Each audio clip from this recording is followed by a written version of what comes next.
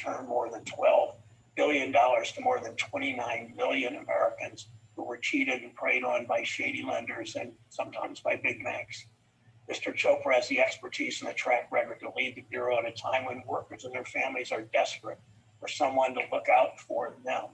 He has a deep understanding of financial markets, a strong record of protecting consumers and small businesses, promoting competitive markets, holding bad actors accountable. In 2018, the Senate voted unanimously to confirm Mr. Chopra as an FTC commissioner. Since then, he's worked with members of both parties on a wide array of issues important to American consumers. As commissioner, he worked with Democratic and Republican state attorneys general, something Mr. Bloomberg used to be before coming to the Senate, to protect American small businesses and consumers from foreign goods that were flooding the market with fake made in the USA labels. He's pushed the FTC to crack down on big tech, including authorizing the agency's current lawsuit against Facebook. He's earned the endorsements of veterans and military organizations because of his long record of standing up for service members, veterans, and military families that have been preyed on by Wall Street banks and predatory lenders. The CFPB, Mr. Chopra, served as the agency's first student loan ombudsman, directing the agency's work in the $1.7 trillion student loan market and working with state attorneys general of both parties to bring enforcement actions.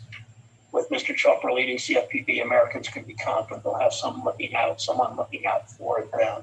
Turning to Mr. GENSLER, we consider his nomination at a time when it's become more and more obvious to most people that the stock market is detached from the reality of their lives. People have watched stock prices go up and up during this pandemic, even though only half of U.S. households have stock investments. They've seen corporations pay dividends to shareholders while rolling back hazard pay for workers and laying people off. As the chair of the CFTC, prior to that as a senior official of Treasury, Mr. GENSLER delivered results. He ensured accountability. That's why he's been nominated for this job. He led the charge in 2012 to crack down on the big banks that have manipulated interest rates and gotten away with it. He'll bring that same focus to the SEC. Markets should be a way for families to save and invest for their kids' education or a down payment on a home or secure retirement, not a game for hedge fund managers that workers seem to always lose. Mr. GENSLER will bring back to the focus back on the people who make this country work. Will take on anyone on Wall Street looking to game the system. It means upgrading climate risk disclosure requirements that are out of date. It means punishing misconduct. It means enforcing the protections on the books. It means working with other agencies to head off growing problems before they become emergencies that hurt the economy. We've seen what happens when markets don't have real safeguards. People are left to fend for themselves. Just look at the electricity market in Texas. Ultimately, both of these roles are about one question: whose side are you on? I'm confident both nominees will stand up for all workers and their families who haven't had that voice. I look forward to hearing how each of you will help chart the course out of this pandemic and build a brighter future for our country in the years ahead. Senator Toomey. Thank you, Mr. Chairman. Mr. GENSLER and Commissioner Chopra, welcome to both of you. Thank you for your willingness to serve. You've been nominated to lead two agencies that can have a very substantial impact on the U.S. economy. After taking a devastating hit last spring, the U.S. economy is thankfully now in recovery mode. But there are any number of actions the federal government could take that would stifle this ongoing recovery. If federal agencies like the CFPB and the SEC were to impose burdensome and restrictive regulations, including, for instance, backdoor regulations by enforcement, well, that could limit consumers' access to credit, hamper job growth by limiting access to capital markets, and restrict the ability of publicly traded companies to act in the best interests of their owners, the shareholders. Any or all of these would impede economic growth. Today, I hope we're going to learn whether Mr. GENSLER and Commissioner Chopra would take such actions as the heads of the SEC and the CFPB. Commissioner Chopra has been nominated to serve as director of the CFPB, and as we consider his nomination, I think it's important to remember the CFPB's history. It was created by our Democratic colleagues through the Dodd-Frank Act as arguably the most unaccountable agency in the history of the federal government. It's an agency with a single director who, until recently, even the President of the United States could not remove. That, of course, was deemed unconstitutional, and rightly so. But it's still not accountable to Congress through the appropriations process. Under President Obama, the CFPB pursued an activist anti-business agenda that limited consumer choice, drove up the cost of credit, and hamstrung job creators through overregulation. The CFPB repeatedly engaged in overreach and abuse of its authorities. For example, it took a regulation by enforcement approach that the DC Circuit Court held violated the bedrock principles of due process. It routinely overstepped its jurisdiction, like investigating for-profit college accreditation, which the courts shut down. And it used public pressure tactics like to name and shame businesses, like publishing unverified consumer complaints. Now, based on Commissioner Chopra's record, I'm concerned about whether or not he'd return the CFPB to these hyperactive, often law-breaking, anti-business agency that it was under the Obama administration. And I say this because Commissioner Chopra helped set up the CFPB and then served as the agency's student loan ombudsman during the Obama administration. In that role, he was known to have a hostile relationship with many lenders and use name and shame tactics to pressure them. At the FTC, Commissioner Chopra has continued to take an aggressive anti-business stance. The Wall Street Journal editorial board has noted Commissioner Chopra, and I quote, has a record at the FTC and CFPB that suggests deep hostility to for-profit schools and other parts of the private economy, end quote. In one FTC case, 3 of his fellow commissioners publicly rebuked his dissent in a case for its, quote, disregard of facts and law and for making misleading claims and relying on fake assertions. Finally, we know that Commissioner Chopra favors unaccountable regulators with vast powers. He proposed creating one, a super agency that would regulate politicians and think tanks and nonprofits. So this raises concerns about how he would wield power at the CFPB. And I will remind my colleagues the CFPB remains led by a sole director, not accountable to Congress through the appropriation process. And as a sole director, there would be no other commissioners to potentially restrain that sole director. I hope today we'll hear some information will provide further insight into Commissioner Chopra's plans for the CFPB if he is confirmed. As for Mr. GENSLER has been nominated to serve as chairman of the SEC. There's no question he has a great deal of knowledge about securities markets. The capital markets that the SEC regulates are the envy of the world and an important engine for economic growth and job creation. Facilitating capital formation will be particularly crucial to our current economic recovery. The SEC has historically administered the federal securities law on a bipartisan basis, but there are some who want the SEC to stray from its tradition of bipartisanship by using its regulatory powers to advance a liberal social and cultural agenda on issues ranging from climate change to racial inequality. Based on Mr. GENSLER's record, I'm concerned that he may be inclined to use the SEC in this inappropriate manner. But security laws are not the appropriate vehicle to regulate the climate, nor to correct racial injustice, nor to intimidate companies regarding political spending. We have environmental, civil rights, and political spending laws to do that. At the CFTC, Mr. GENSLER had a history of pushing the legal bounds of the agency's authority. One FTC rule on position limits was overturned in court. Another rule on cross-border swaps was viewed by critics, including international regulators, as exceeding the FTC's authority. So this raises questions about whether he will also push the legal bounds of the SEC's authorities, in particular, in an attempt to advance a liberal social agenda. I hope that today's hearing will provide further insight into Mr. GENSLER's plans for the SEC if he's confirmed, and I look forward to hearing from both Commissioner Chopra and Mr. GENSLER. Thank you, Ranking Member Toomey. I'm pleased to welcome 3 of my colleagues, 2 of them visitors to the committee, Senators Cardin and Van Hollen, who will provide an introduction of Mr. GENSLER, and Senator Blumenthal from Connecticut will provide an introduction of Mr. Chopra. Senator Cardin is the senior senator from Maryland, guest of this committee. You're recognized for your introduction of Mr.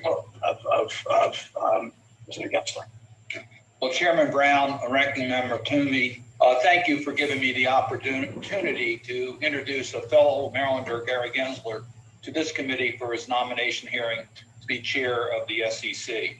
On a personal note, I have known the GENSLER family all my life. The GENSLER family represents the best values of serving our community. Gary's commitment to public service is for all the right reasons. Government should work for everyone fairly. I'm proud to endorse his nomination to be the next chair of the SEC. He has broad experience for this critical position of oversight of a key part of our financial system. He has the experience in the executive branch, legislative branch, and private sector.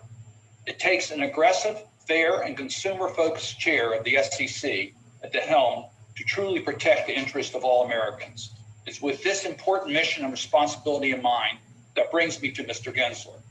Mr. GENSLER is uniquely equipped to serve in this role by his experience in the financial sector and academia and his commitment to public service. After serving in several roles at the Treasury Department, crafting policies on domestic finance in the 1990s and 2000s, Mr. GENSLER was awarded Treasury's highest honor, the Alexander Hamilton Award, in recognition of his service. He is also no stranger to this committee, having served as senior advisor to former chair and Marylander Paul Sarbanes, and working to reform corporate responsibility, accounting, and securities laws as part of the Sarbanes-Oxley Act. Mr. GENSLER went on to become one of the leading financial reformers in the wake of the Great Recession, serving as chair of the Commodity Futures Trading Commission under President Obama. During his time at the CFTC, he brought much needed oversight and transparency to future markets while playing a central role in implementing the Dodd-Frank laws and swaps markets reform. He was a tough regulator, but a fair one, tasked with challenging responsibility after the passage of Dodd-Frank. I know that Mr. GENSLER will work to ensure that the United States leads the world in fighting corruption and ensuring transparency in its markets to protect U.S. investors. Now a professor of the practice of global economics and management at MIT Sloan School of Management, Mr. GENSLER conducts research and teaches his blockchain technology, digital currencies, financial technologies, and public policies. So, Mr. Chairman, I am pleased to be joined by my colleague, Senator Chris Van Hollen, in recommending to this committee for confirmation Gary GENSLER to be the next chair of the SEC. Thank you, Senator Cardin. We now call on a respected member of our committee, Banking, Housing, and Urban Affairs, Senator Van Hollen, also from Maryland. Chris, thank you for joining us again. Thank you, Mr. Chairman, Ranking Member Toomey, members of the committee. Congratulations to both these nominees, Mr. Chopra and Mr. GENSLER, for being nominated. And I'm thrilled to join my partner and senior senator from Maryland, Ben Cardin, in recommending strongly to the committee Gary GENSLER to chair the Securities and Exchange Commission. Senator Cardin has covered his Maryland roots. Gary is a good and dear friend. But for the purposes of today's hearing, the most important thing are his stellar qualifications and great judgment. Gary GENSLER is somebody who combines a brilliant mind with a good heart and excellent judgment. He does have the expertise to take on this important responsibility at this time. And I'm absolutely confident that if confirmed, he will serve our country admirably and well in this position. In the state of Maryland, Mr. GENSLER was the chairman of the Maryland Financial Consumer Protection Commission, where he earned a reputation for championing the consumer's interests with respect to students, veterans, and service members. And I must say, he had a great bipartisan track record. He forged unanimous agreement by members of the commission, and legislation that they recommended passed the General Assembly on a bipartisan basis. Senator Cardin has mentioned his important work with the former chairman of this committee, Senator Sarbanes. And of course, Mr. GENSLER is known as one of the quiet heroes of the response to the Great Recession. As head of the CFTC, he was one of the people that did impose financial accountability on big banks and other financial institutions. He cracked down on the manipulation of the London Interbank Offered Rate, or LIBOR, which sets interest rates on many bank loans. And his work on that front resulted in charges being brought against 5 financial institutions who paid $1.7 billion in penalties. So in addition to his,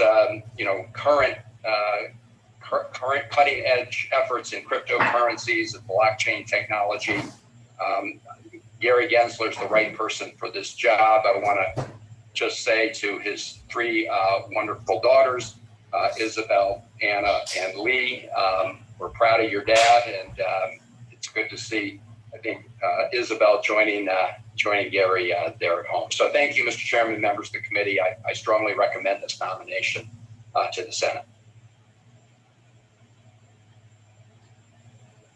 Thank you, Senator Van Hollen. Senator Blumenthal, I'd like to recognize, thank you for joining us as a guest of this committee as Attorney General of Connecticut, and now as a senator. He's got lots of expertise in these issues. Senator Blumenthal. Thank you so much, Chairman Brown and Ranking Member Toomey. I'm honored, very honored to visit with the committee on this occasion with such eminently qualified, distinguished nominees for their respective posts. And really, I couldn't be prouder to introduce to the committee Rohit Chopra, because I couldn't imagine a better person to head the Consumer Finance Protection Board at this critical time. It is indeed an economic crisis that has burdened particularly communities of color, and Rohit Chopra is sensitive to the challenges that those communities of color encounter in this perfect storm of economic crisis. Consumers can be sure he will be in their corner and have their back. He has a great mind and a deeply good heart.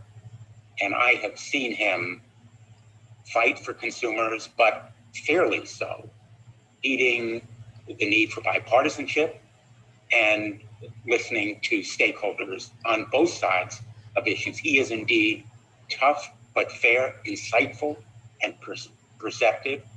But he also has reverence to the American values that have motivated him throughout his extraordinary career at the highest academic institutions and then in public service. As the current chair of the Consumer Protection Committee and formerly ranking member, and as you observed, Chairman Brown, Attorney General of the state of Connecticut for 20 years, I have been involved in observing the importance of fair, tough enforcement of consumer protection laws. And he fits that need right now. But I've also seen his work, his fight to protect the Made in America label, which means more jobs for Americans. That Made in the USA label deserves enforcement. His vigilance to the harms of big tech, collaborating with state attorneys general and with his Republican colleagues, benefiting consumers and competition.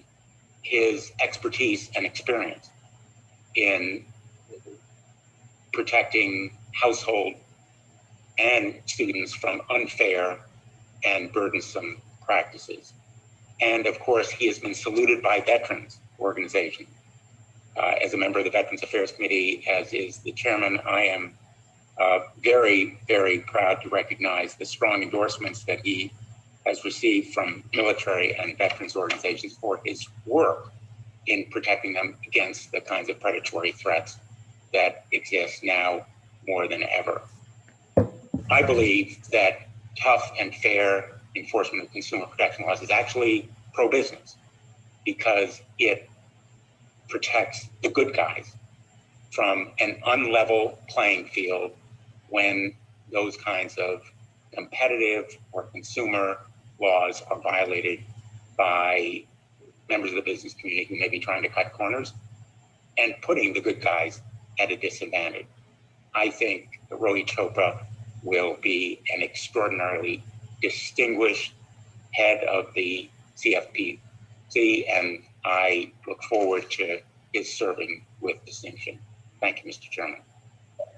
Thank you, Senator Blumenthal, and thank you, Senator Cardin, both of you, for being guests of this committee. Let's move on to the nominees, Mr. Gensler and Mr. Chopra. If you would both raise, if you please stand, you can adjust your cameras or not. It's up to you. Stand and raise your right hand. Do you swear or affirm the testimony you're about to give is the truth, the whole truth, and nothing but the truth, so help you God? I do. Do you agree to appear and testify before any duly constituted committee of the Senate? I do. Thank you. You may be seated. Mr. Gensler, you're now recognized for 5 minutes to provide your opening statement. Both of you, I know Isabel's been introduced 4 times now, but both of you feel free to introduce family members that are watching or nearby or sitting over your shoulder in your Maryland apartment or in your Maryland home. So, Mr. Gensler, if you would begin first for 5 minutes. Thank you. Chairman Brown, Ranking Member Toomey, members of this committee, it is an honor to appear before you. 2 decades ago, I served on this committee staff under Chairman Paul Sarbanes, who we sadly lost this last year. And today I am proud to be here as President Biden's nominee to chair the Securities and Exchange Commission. I have spent my entire professional career in and around financial markets, in the private sector, in state and federal government, and now in academia. And I believe our markets are the finest in the world. But they didn't become that way through happenstance. In the shadow of the Great Depression, Congress created the SEC to protect investors, maintain fair, orderly, and efficient markets, and to facilitate capital formation.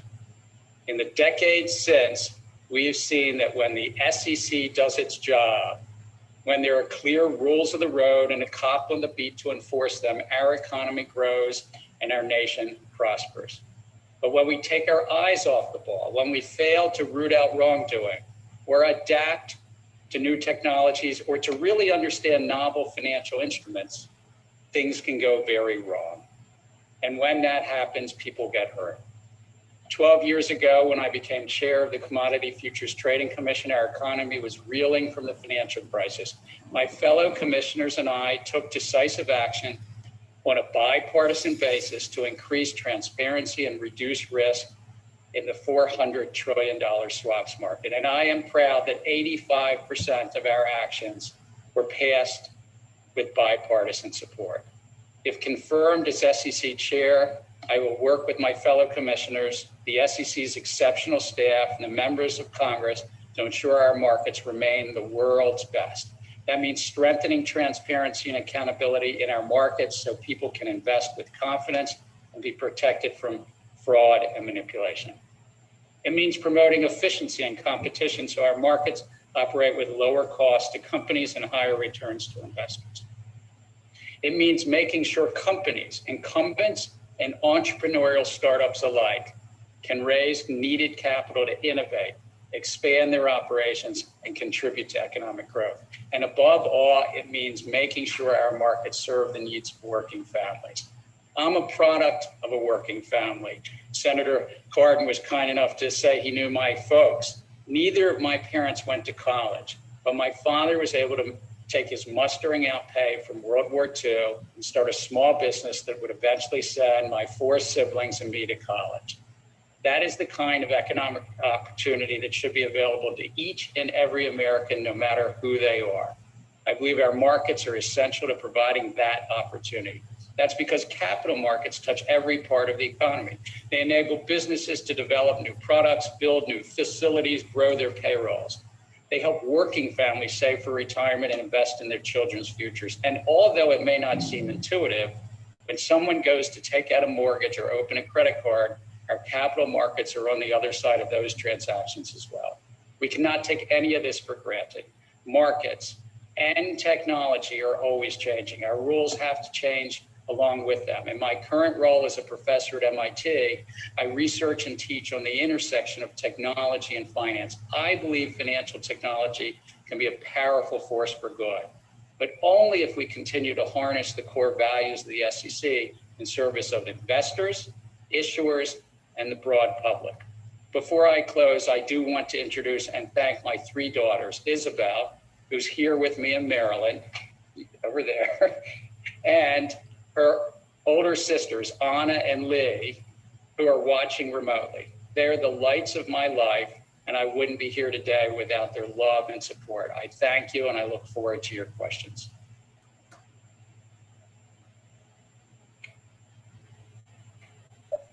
Mr. Gensler, thank you. Commissioner Chopra, and feel free to introduce your family if people are watching, and thank you. Mr. Chairman, Ranking Member Toomey, and members of the committee, my name is Rohit Chopra, and thank you for the opportunity to appear before you today. And thank you to Senator Blumenthal for that kind introduction.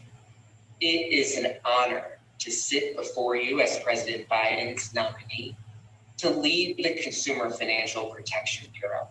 I am so grateful for the support of my family, friends, and colleagues, so many of whom are joining us virtually, and I wish we could be in the same room.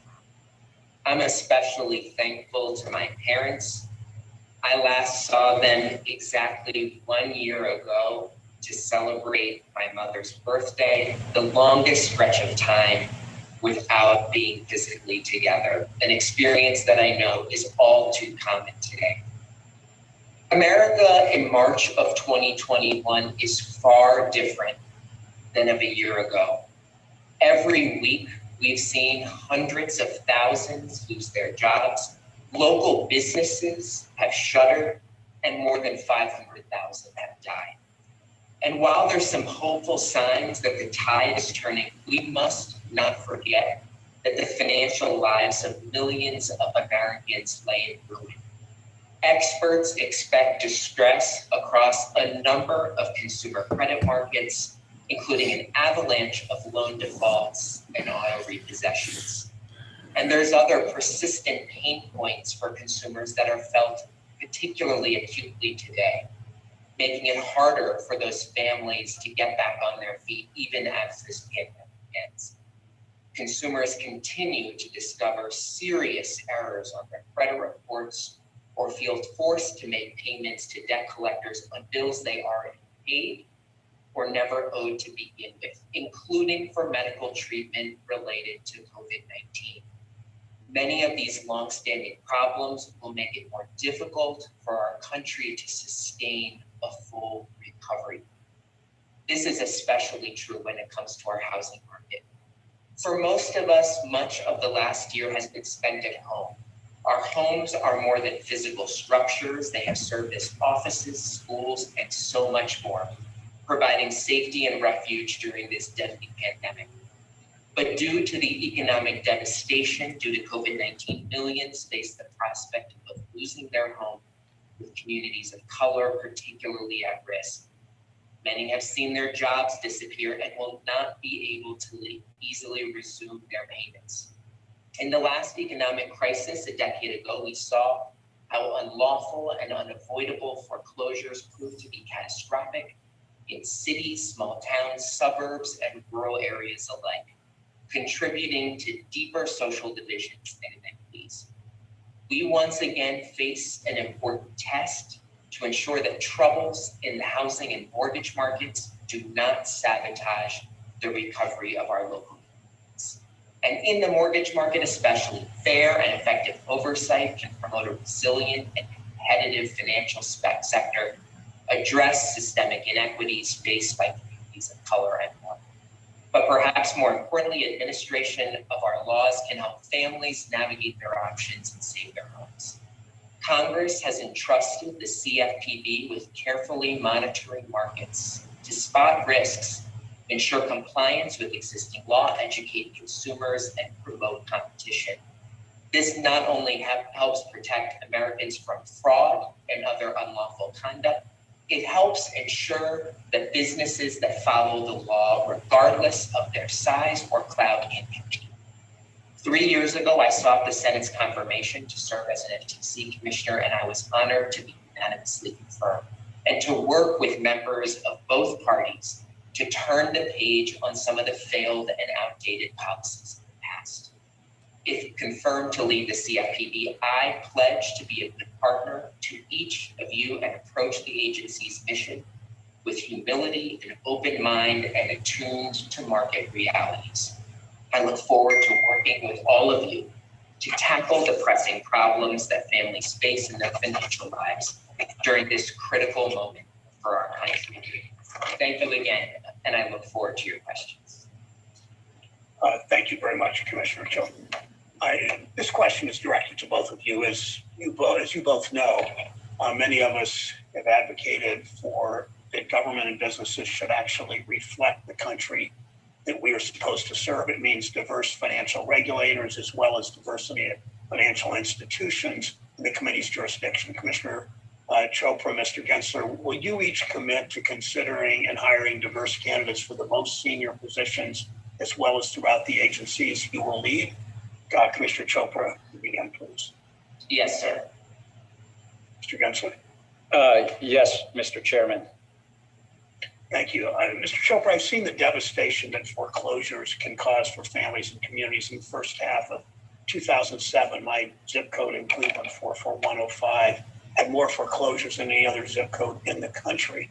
The reason I tell that story over and over, and all of you in the committee have heard it many times, is because 14 years later, we're still trying to recover. During the current crisis, forbearances and the foreclosure moratorium for federally backed loans have helped many homeowners remain in their homes, but more than 11 million families are behind on their rent or their mortgage payments. Millions of workers face layoff and reduced hours as a result of the pandemic. What role, Commissioner, what role can the CFPB play in helping to prevent another foreclosure crisis among these homeowners who, as you know, are disproportionately people of color? So, Senator, we saw how a decade ago the foreclosure crisis not only devastated economies, it widened wealth gaps, and it caused so much devastation to children and communities. You know, we learned from the last crisis that regulators missed some of the linkages between the mortgage market and the broader economy. We saw too many unlawful foreclosures. It's going to be critical for the CFPB to monitor those markets using the best available data and insights, enforce homeowner protections when it comes to foreclosure mitigation, and work across the government so we do not see a deja vu of that crisis again. Thank you, Commissioner. Mr. GENSLER, the last few months, we've seen unprecedented volatility in trading in many stocks, most notably GameStop. Wild trading drove the stock price from $18 at the beginning of January to $325 at the end of the month. People are using the term gamification, but we know Wall Street has treated markets as a game for years. We can't forget that how this affects real people, real people's hard-earned pension funds, their 401ks, their small business investment, their college savings, their down payments for a home, all at stake. Mr. GENSLER, what does this volatility mean for them and the goal of a market that's fair for everyone? And what steps do you think SEC needs to take? Mr. Chairman, in some ways, it's a story as old as markets themselves, that the clash between buyers and sellers of opposing views. But in other ways, the story is about this new technology and technology changing constantly finance. A few things, I think, are questions, or at least are in my mind if I was honored to be confirmed. How to ensure that customers still get best execution in the face of payment for order flow. How to protect the investors using trading applications with behavioral prompts designed to incentivize customers to trade more. How to ensure customers access to markets when those apps may at times fall short of needed margin funds. How to promote competition in markets when a few firms may come to dominate those markets, and how to update back office infrastructure to lower risks and costs. Thank you, Mr. GENSLER. Commissioner Chopra, my last question. In 1 year into the pandemic, millions of Americans we know struggle to pay their bills. A recent Bureau report makes clear that financial institutions are essentially making things worse. Lenders have inaccurately reported consumers as delinquent to the credit bureaus. Debt collectors illegally garnish consumers' wages or bank accounts. Federal student loan servicers provided borrowers with inaccurate information about payment relief options, including the servicer that handles the public service loan forgiveness program. Outside of housing, which is obviously a very, very, very important category, what do you see as the biggest risk people face to their finances during the pandemic? And what role does the CFPB play? Well, there are so many, whether it comes to credit reporting or debt collection. And if there are unlawful, egregious practices, it is important for enforcement to make sure that they stop. That's what's best for consumers. That's what's best for the honest market participants. And that's the role Congress has asked the CFPB to play. It will also be critical for the CFPB to take a hard look at how big tech companies and others are entering financial services, the impact on our privacy and our personal data. So we must look at today's problems, but also anticipate tomorrow's risks. Thank you, Commissioner. Ranking Member Toomey. Thank you, Mr. Chairman. Now, my understanding is you had agreed, Mr. Chairman, that we would do 2 rounds of questions. So I'd like to address my first round of questions to Mr. GENSLER, and then I'll use the second round for Mr. Chopra. Yes, there will be 2 rounds. We discussed that. Yeah, great. Thank you. So, Mr. GENSLER, to start, I've got a couple of very simple questions. I think really basically yes or no questions. I recently wrote a letter to the acting chairman encouraging the SEC to undertake several non-controversial good government initiatives. I think you looked at that letter and described it to my staff as very thoughtful. Can you commit to us this morning to have the SEC evaluate whether or not to undertake the initiatives in my letter and report back to this committee in writing if you decide not to pursue any of them?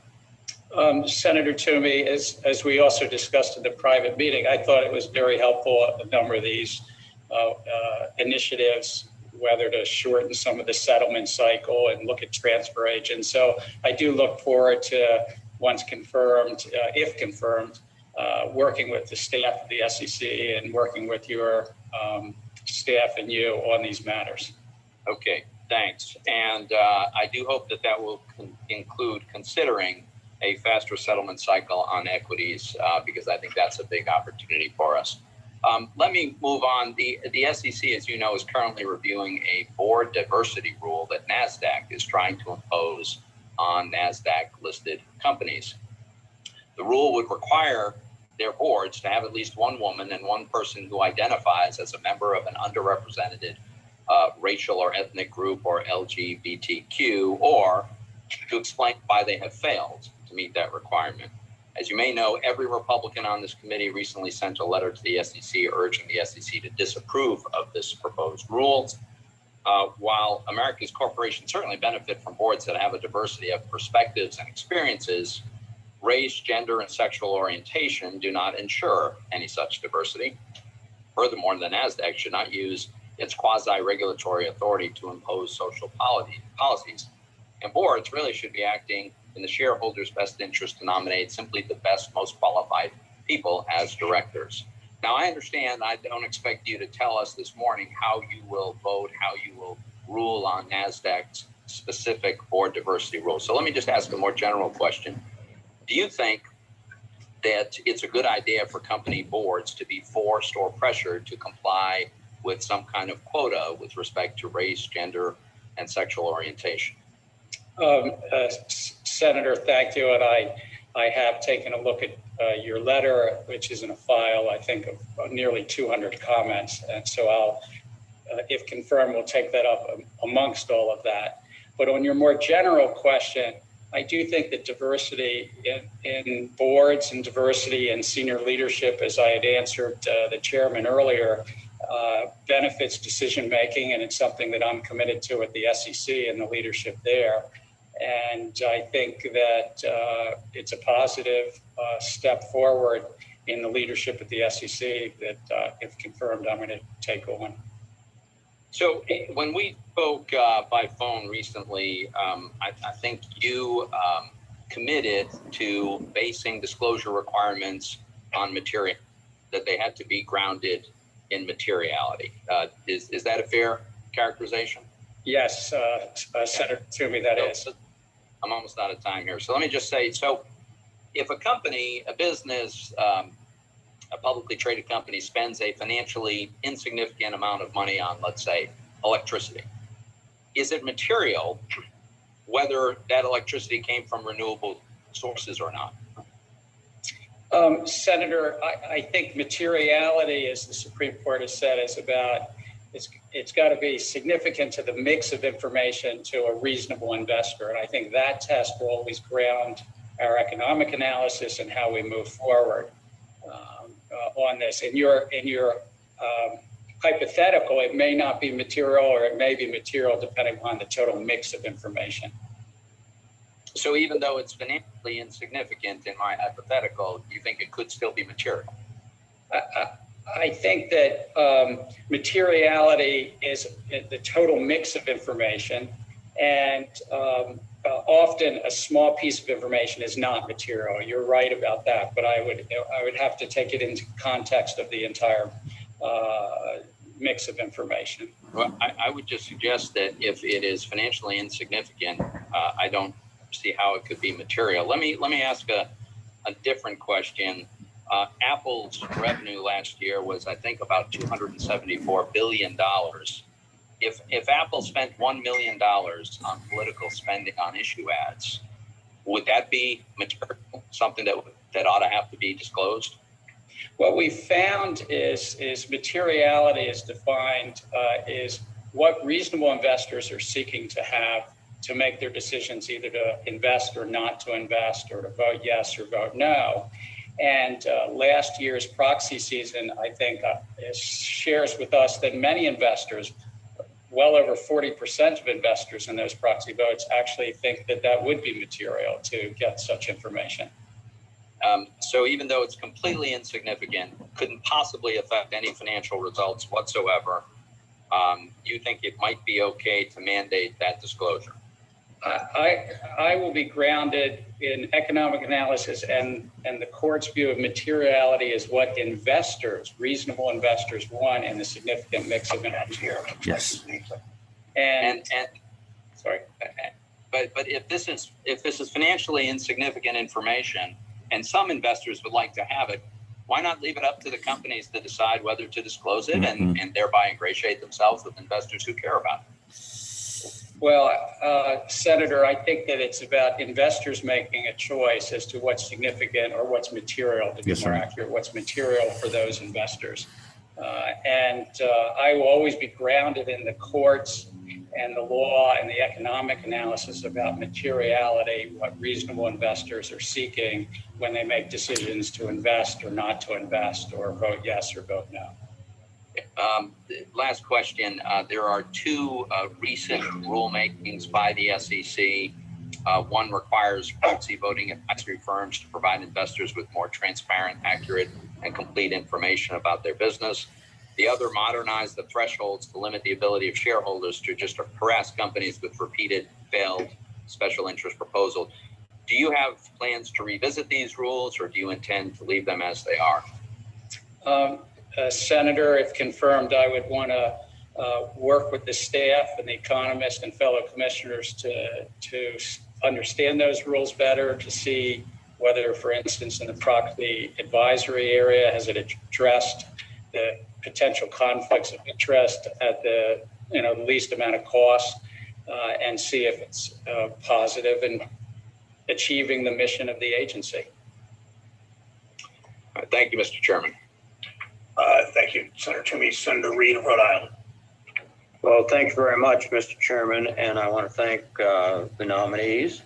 Mr. Gensler, in light of the volatile trading we have seen in securities favored by individual investors, some have pointed to payment for order flow, the practice in which market-making trading firms pay brokerages for the right to execute orders submitted by individual investors, as an area that deserves greater scrutiny and perhaps reform. Critics claim that payments for order flow warp the incentives of brokers and encourage them to maximize their revenue at the expense of retail investors by encouraging excessive trading. Supporters say it is misunderstood and helps ensure liquidity of investors. And now, if confirmed, Mr. Gensler, could I have your commitment that you'll evaluate payment for order flow and related practices to determine whether retail investors truly benefit? Senator Reed, yes, I think that technologies change and markets change, but we should always evaluate new approaches to markets, and payment for order flow is something that I think the recent events, as you rightly pointed out, raises. It's important to look at economically and look at whether retail investors are getting best execution in the context that you mentioned. Thank you. And of course, if they're not, then I would presume you would take appropriate action to see that retail investors are protected. At the core is about protecting investors. That's a core of the mission of the agency. Thank you very much, Ms. Gensler. Chairman Chopra, as you recall, I was very active in the Dodd-Frank debate about the military, and from personal experience, but we created in your agency the Office of Service Member Affairs and the CFPB. And could you explain or elucidate how you can make better use of this office if you're confirmed?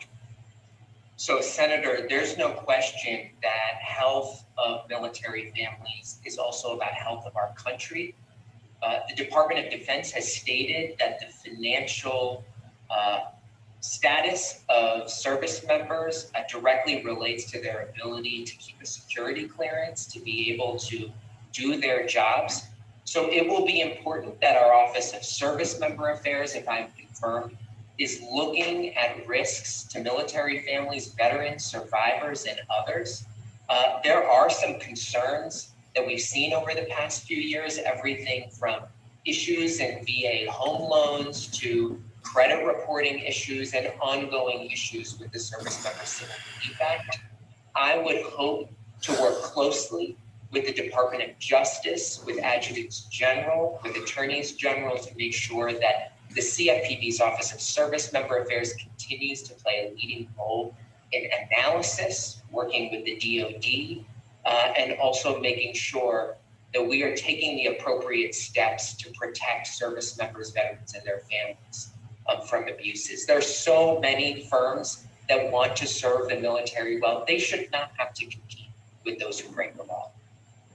Well, thank you very much, Commissioner. Another area of concern is student debt and many ramifications. But my observation is that previous operations of the CFPB stopped many of the appropriate actions that were being taken. For example, in the Card Act report, describing information about debit cards that are issued by colleges and universities. So will you consider returning to the prior practice of including information on campus financial products such as campus debt, card products in the card report? And what do you see are the most important consumer protections for students?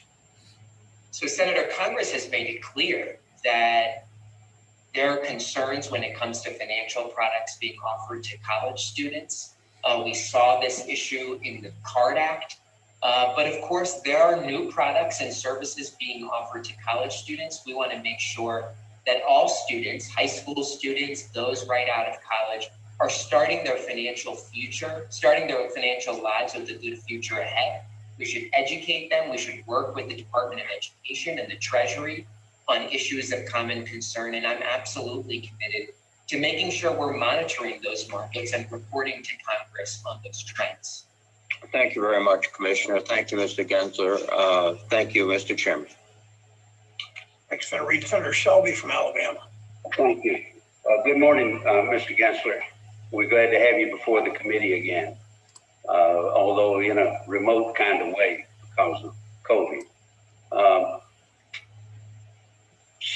Senator Toomey a few minutes ago got into economic materiality, and of course I don't recall the word political materiality, but there is a difference there. Could you talk about the difference between political materiality in dealing with a regulation as opposed to economic materiality? I think there is a difference, Mr. Chairman. Yeah. Senator Shelby, or as I used to call you, Chair Shelby. It's so good to see you again, and if confirmed, I look forward to working with you again. I'm going to be grounded, if confirmed, in the economic side, economic analysis, as well as what the courts have defined as material to a reasonable investor. In essence, that it would have a significant effect on their decisions given the whole mix of information they have. That's where I'm going to be grounded. I'm, of course, aware of the difference between that and the political ebb and flow of the day. Are you aware, I'm sure you would be, under the Obama administration, the SEC chairman, the SEC adopted what we call a cost-benefit analysis and so forth. Do you believe in cost-benefit analysis in dealing with any future regulation or doing away with the regulation? Senator, yes. It's for lots of reasons. I'm a professor of global economics and management, so it's at the heart of what we do there. But I also think it's the heart of good decision making for any rulemaking. How important would it be to the SEC to adhere to what that was adopted in 2000, I believe, 12 by the SEC, and they're going through that today? And I assume if you're confirmed that you would follow that same trend. If you're referencing cost-benefit analysis, right, and the SEC's guidance, I do believe that, sir, that it's a good format, and that the excellent staff at the SEC, I turn to them and the economists and the teams there. I think if we look back in the history of the SEC, and we've seen a lot of working together, bipartisanship there and so forth, putting the consumer first there. In other words, the investor and so forth. Will you be able to work with the Republicans on the committee there? You probably know them. And how important will that be to have a function in the SEC? I think there's a real benefit to the American public. 5 eyes, 5 minds, 5 different opinions. You're right. I've known both Hester Peirce and Elad Reisman for a number of years. One, Hester, who worked with you, I know. And we'll have some differences from time to time. I just hope that when we differ, we disagree agreeably. But I'm going to look to see where we can work together. Let me ask you a question I've asked on the banking committee for the last 34 years, I guess. Every proposed chairman and nominee for the SEC board. Who owns the corporation? Do the managers own it? Who owns it? The shareholders. Shareholders. And management should work for the shareholders first, should they not? Yes, Senator, that is correct. And you believe that, and you know that's true in corporate America, do you not? It is the law in, I think, all 50 states. Thank you. Thank you, Mr. Chairman.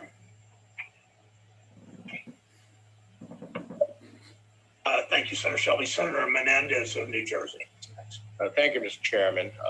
Congratulations to both of you on your nominations. Mr. Gensler, to date, more than 1.2 million securities experts, institutional and individual investors, and members of the public have pressed the SEC for a political spending disclosure rule. That's a pretty significant amount of public input for any potential rule. Since there are no political spending disclosure standards, corporate executives can spend shareholder money that benefits them and not the business. It can be a lucrative setup. Insiders can use someone else's money to support political causes that they favor. The fact that so many companies have reevaluated their political contribution plans after the January 6th attack on the Capitol shows just how quickly companies have realized the potential contributions have on a material impact on their reputation and the viability of their businesses, which is why I am reintroducing my Shareholder Protection Act, which would require companies to disclose the details of political expenditure and ask their shareholders for approval. Do you agree that political contributions by publicly listed corporations represent material information that could affect a company's financial performance and therefore should be disclosed to investors? Senator, as we discussed in our private meeting, disclosures are critical to investors and promoting capital formation. Without prejudging a specific issue, I can assure you that I'll be grounded, if confirmed, in the materiality standard that drives all those decisions on disclosure. And as you said, 1.2 million public comments to the SEC, but I would also say I would consider last year's proxy season, which I think was close to 80 shareholder proposals, if I'm not mistaken, and over 40% of those investors voting supported it, even including Netflix adopted it, that they want to see what the companies they own are doing in the political arena. So if confirmed, it is something that I think the commission should consider in light of the strong investor interest. Well, thank you for that answer. I believe that shareholders should know if their corporate executives are using their money as a piggy bank for their causes. And that would be, to me as an investor, that would be important. I know that the ranking member asked you questions about diversity, and he was talking about a mandated proposal. I'd like to talk to you about, just the question of disclosure again. I think disclosure to the American investing public is incredibly important. Disclosure is investment to us as a government, when very often we are called upon to solve the problems of these corporations when they face financial challenges, as we saw in the Great Recession, as we've seen to some extent in some of these companies as a result of the pandemic. So the problem is that corporate America has a diversity problem. Boards and executive offices across the United States do not look like the people of this country. I have conducted 4 diversity surveys of Fortune 100 companies since 2010. My latest survey revealed that over the past 10 years, women and people of color have only made marginal gains in representations on corporate boards, senior executive management.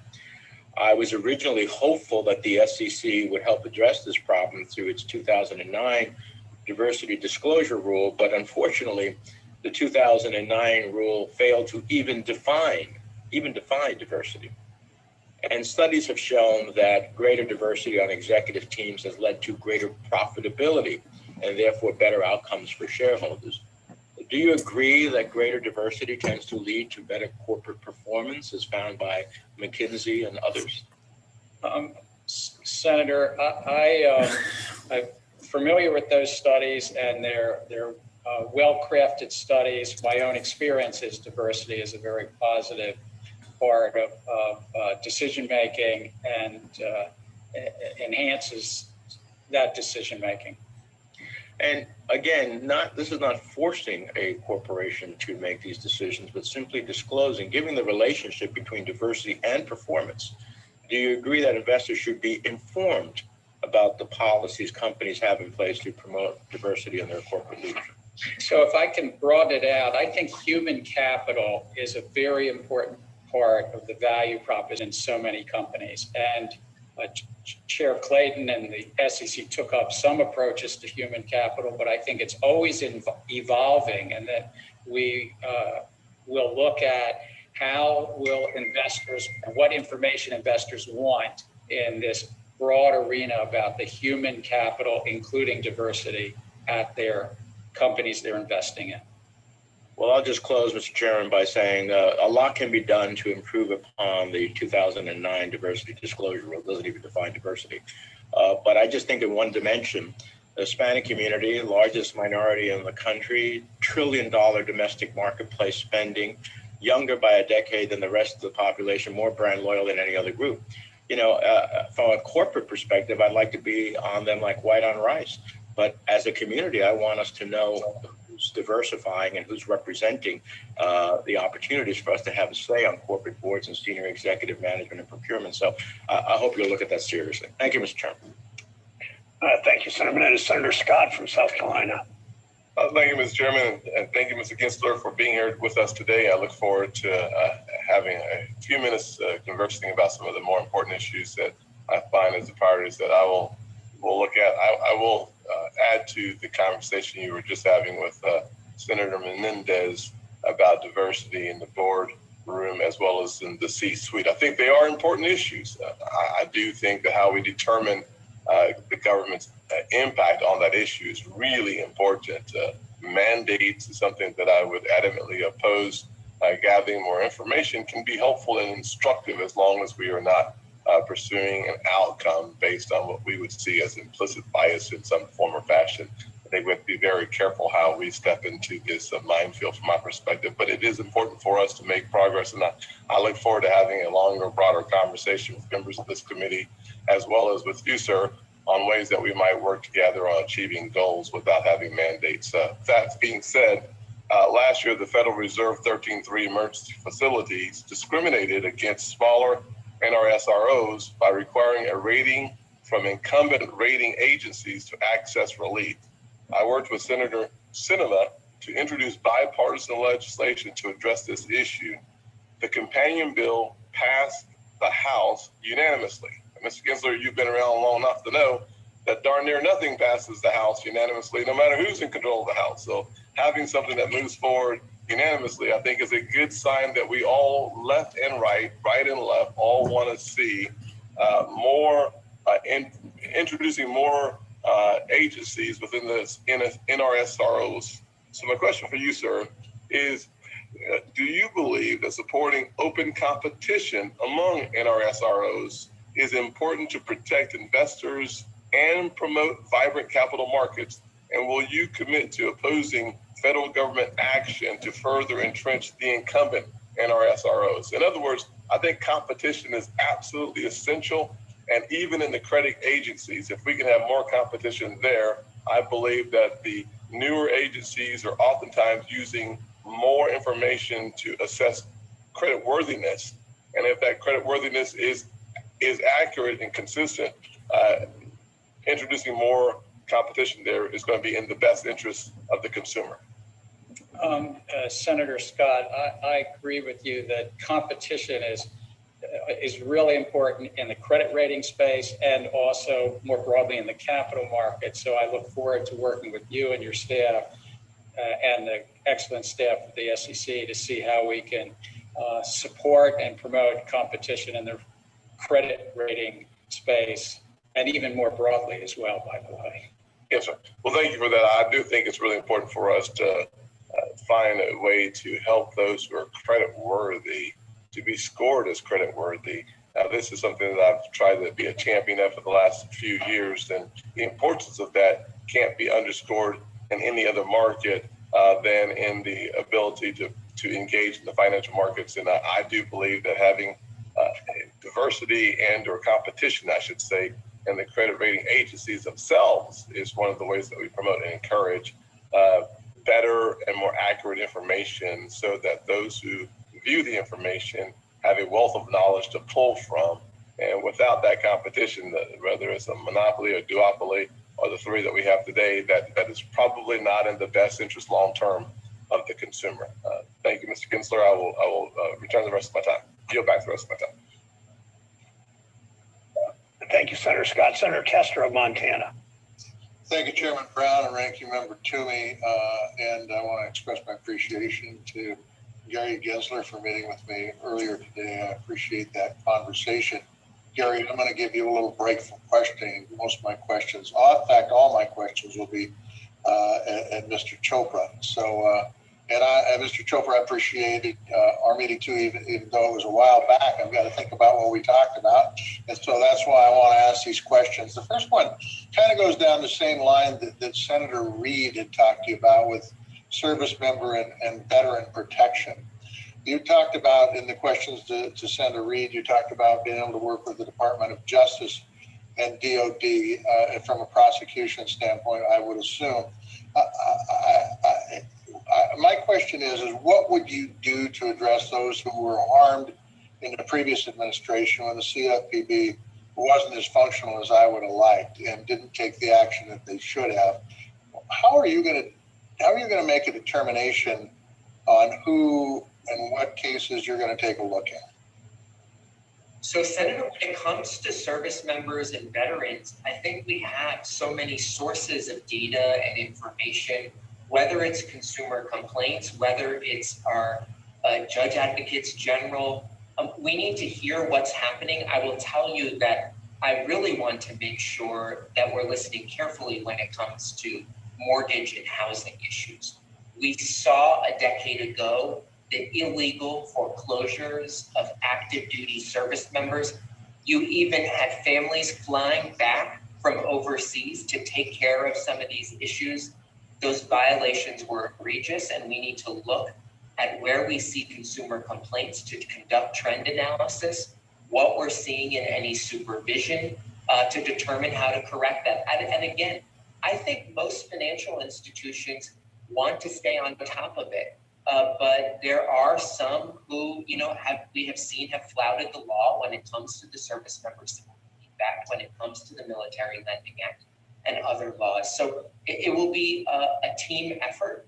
It will be a data-driven effort, and also listening carefully to what the issues are. We cannot afford to have disruption again in our mortgage market, or frankly, any of our other markets when it comes to service members and veterans. Well, I appreciate that, and hopefully, and I agree with you. I think the vast majority of folks who deal with our veterans appreciate what they've given to this country and treat them fairly. But for those outliers, we will call them, hopefully you will prosecute to the fullest extent of the law, because I can't think of a worse, quite frankly, inappropriate transaction take place when you're taking advantage of the people who have sacrificed and served this country. So thank you for that.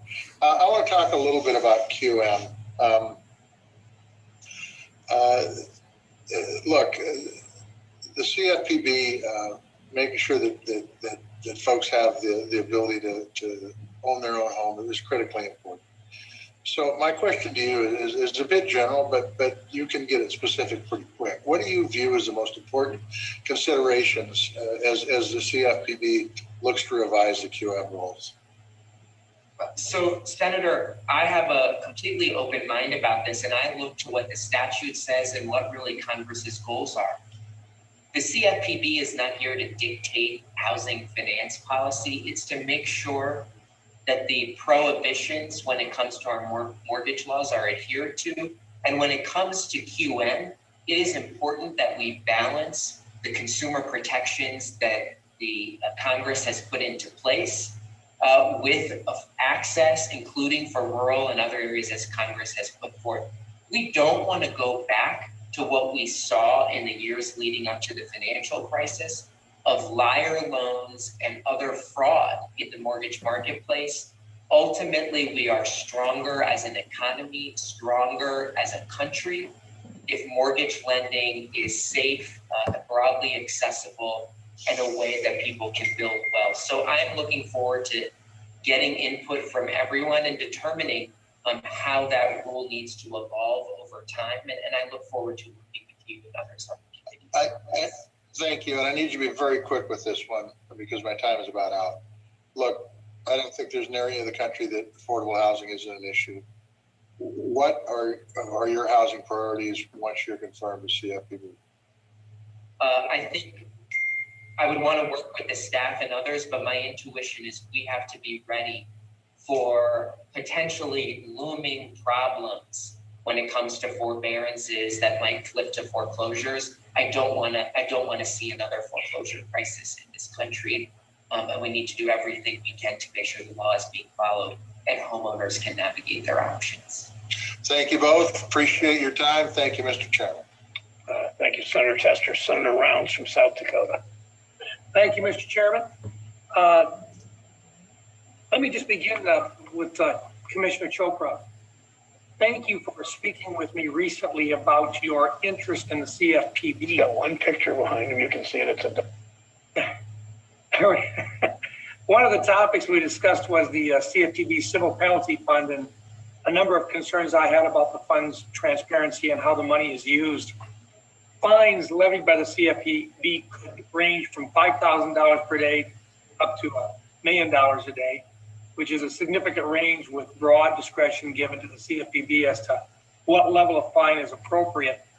Mr. Chopra, as you and I spoke the other day, I am not a fan of the CFPB, but I just I need to get into this a little bit with you. In addition to this broad range of fines that the CFPB has, the GAO has identified a number of opportunities in the past for the fund's transparency to be improved. Can you please share your thoughts on what you believe to be the appropriate uses for the Civil Penalty Fund and how you will work to promote transparency of the fines that are paid into the fund? So, Senator, thank you again for sharing your concerns about this. I had a chance to review the audits, review the statute again, You expressed a concern that those funds should not be used to subsidize bureau operations. I completely agree. It would be inappropriate if the funds were not used for the statutory reasons. That is primarily for victim redress. The law is clear that it is a victims relief fund, and it can also be used for certain financial literacy efforts. You have my absolute commitment that it will not be used for any other purpose, and it would be inappropriate if it were. I will also look at ways to make sure that there is understanding about when there is an award to go to victims. It needs to be clear about how those victims, the success rate of that, what amount of funds were returned, and anything we can do to make sure that that fund is for victim relief and the express statutory purposes. I am completely committed to, and in as much that there are any concerns about it, I am committed to correcting that. Thank you. And I think the point that you make, that it's also for literacy, would suggest that it's also available in terms of contracting with nonprofit organizations. Fair to say that that should also be fully disclosed with regard to any contracts made with other nonprofit organizations in the name of literacy? Well, it better be. It's required to be disclosed. It's subject, as my understanding, according to the audits, to procurement law. And if it hasn't been, then it better be fixed. So again, though, I do want to be clear. I do think the most important part of that fund is for victim relief.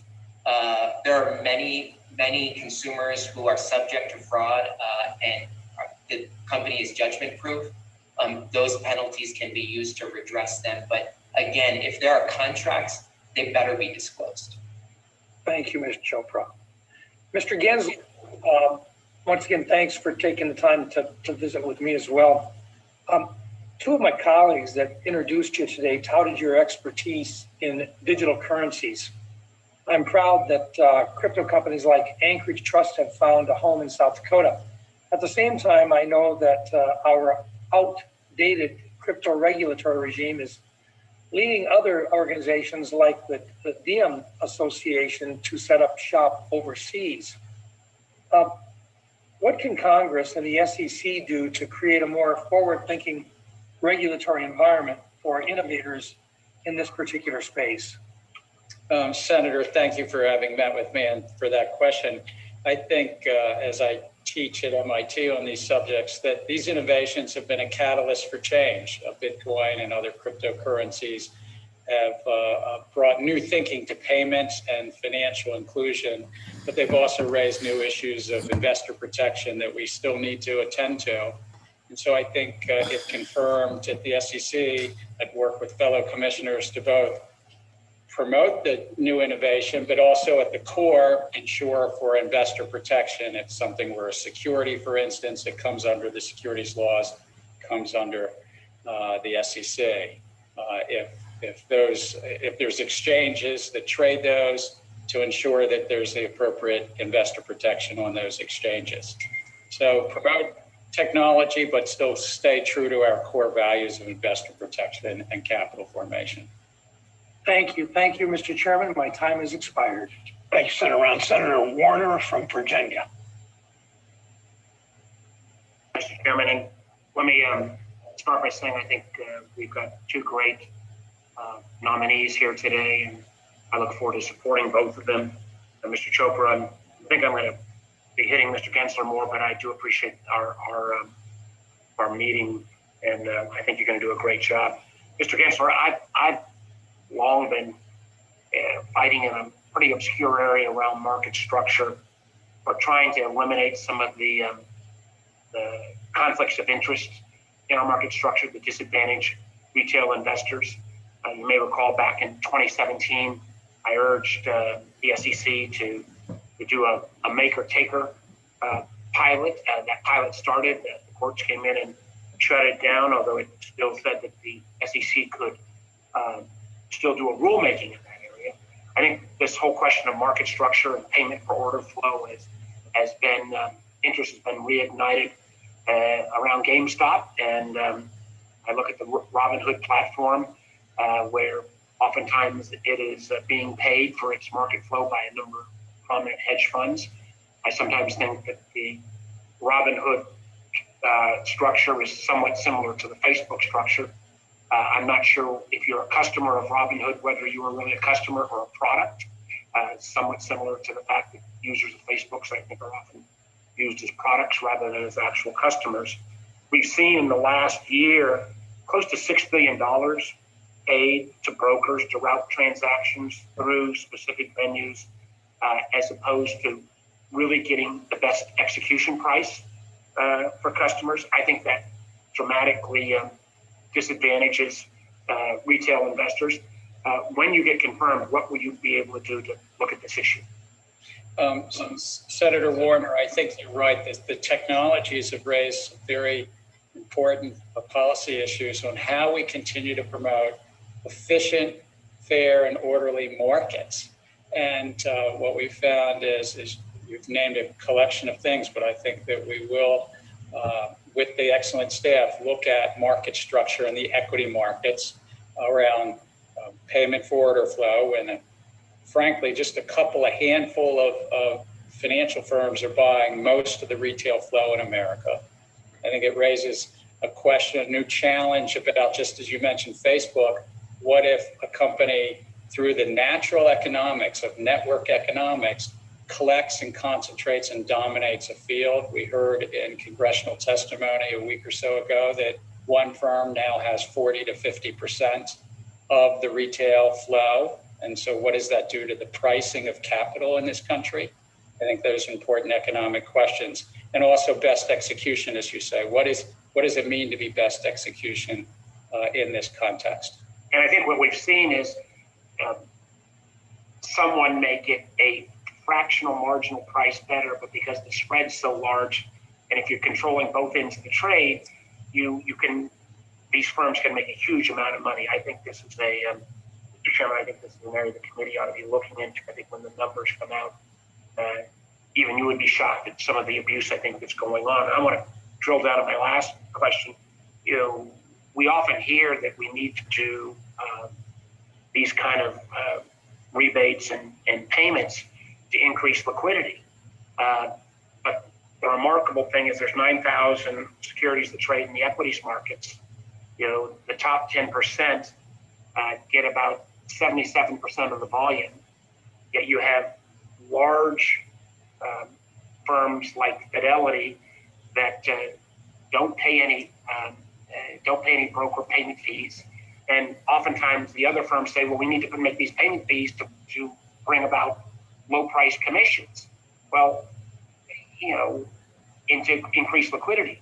If we simply said we're not going to allow rebates and these oftentimes dark payments to those top 10% of the equities because they've got enough liquidity, and still allow payments for the bottom 90%, we could at least test out this premise. Because I think, as we've seen from entities like Fidelity that don't do these brokerage payments, you can still have plenty of liquidity. And in these companies that do have these equities that do trade with a lot of liquidity, these payments just end up with some of the abuse that's taken place. In these last 15 seconds, would you commit to a full review of this market structure to eliminate potential conflicts?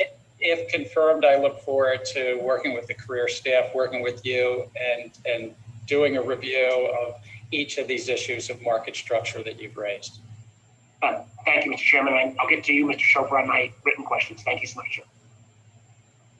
Thanks, Senator Warner. And there will be a second round for those that want to stay. The ranking member asked for that. Senator Tillis from North Carolina is recognized. Thank you, Chairman. And Mr. Gensler, thank you for being here, Mr. Chopra as well. Mr. Gensler, I'd like to start with you, and I want to talk about the financial transaction tax and some of the proposals that we're hearing in Congress. I'm sure you're aware in 1984, Sweden imposed an FTT of 1%. Share prices rose. It had a negative impact, and I think probably 7 years later, they repealed that tax. You had the EU consider it and decided not to do it for similar reasons. But now we're hearing proposals for financial transaction tax here in Congress. do you have any reason to doubt that a financial transaction tax in the United States would have the same kind of negative impact? I know that I think the U.S. Chamber estimated an 8.5% drop, or over 20,000 on average IRA accumulation. So do you think that pursuing a financial transaction tax is a good idea, or do you think that it could have the same negative effects it's demonstrated in other jurisdictions? Not to mention movement of transactions offshore. Senator Tillis, it's not something I've studied closely in preparation for this hearing, but I would note we currently in the U.S. have a very modest, a transaction fee to support the agency of the SEC, collectively about $1.8 billion. Excuse me. A year. And so we do know that in that it's still 1.8 billion, but in that modest level that it's survived, that we have the deepest, most liquid markets, and there's not been a negative outcome in that range. But I've not studied it in the way that you're talking about. As a follow-up to this, could you possibly take a look at some of the proposals and give me some sense as to whether or not you think they could have the same kinds of negative impacts we've seen in other jurisdictions?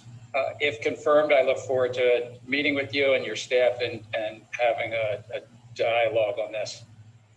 I'd like to move over to FSOC. In late 2019, FSOC made several important changes to prioritize an activities-based approach, add transparency, procedural protections, and impose a cost-benefit analysis to the systematic risk regulation designation process.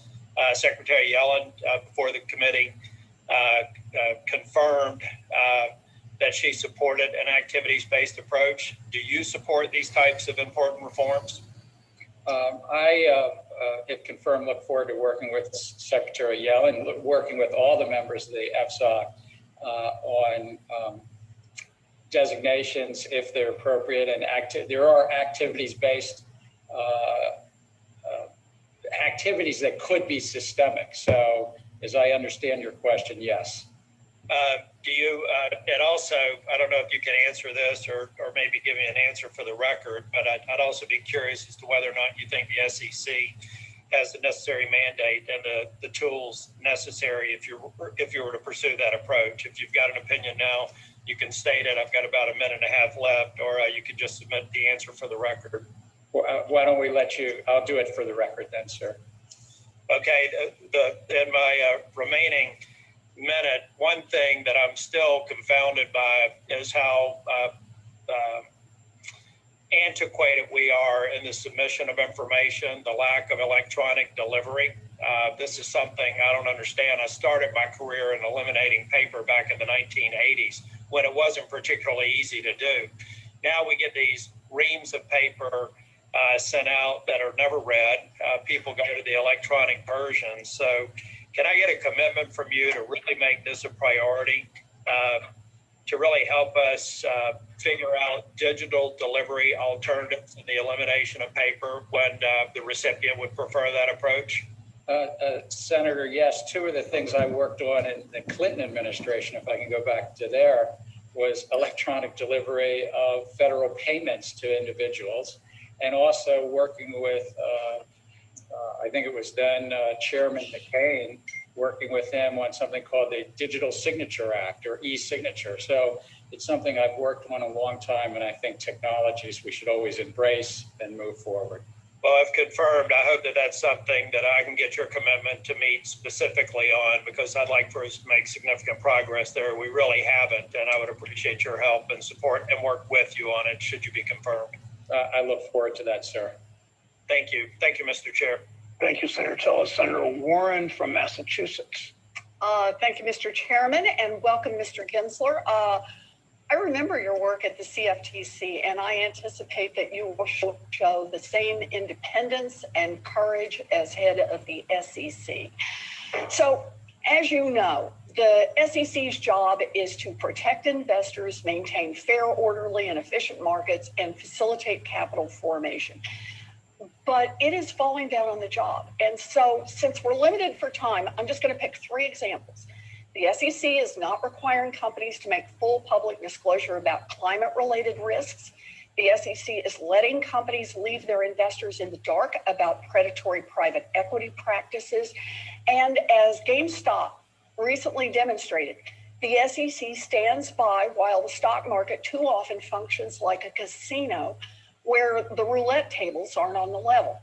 So let me go back through these. Let me start with climate risk. Mr. GENSLER, is there any reason why companies should be able to hide their climate risks from their investors?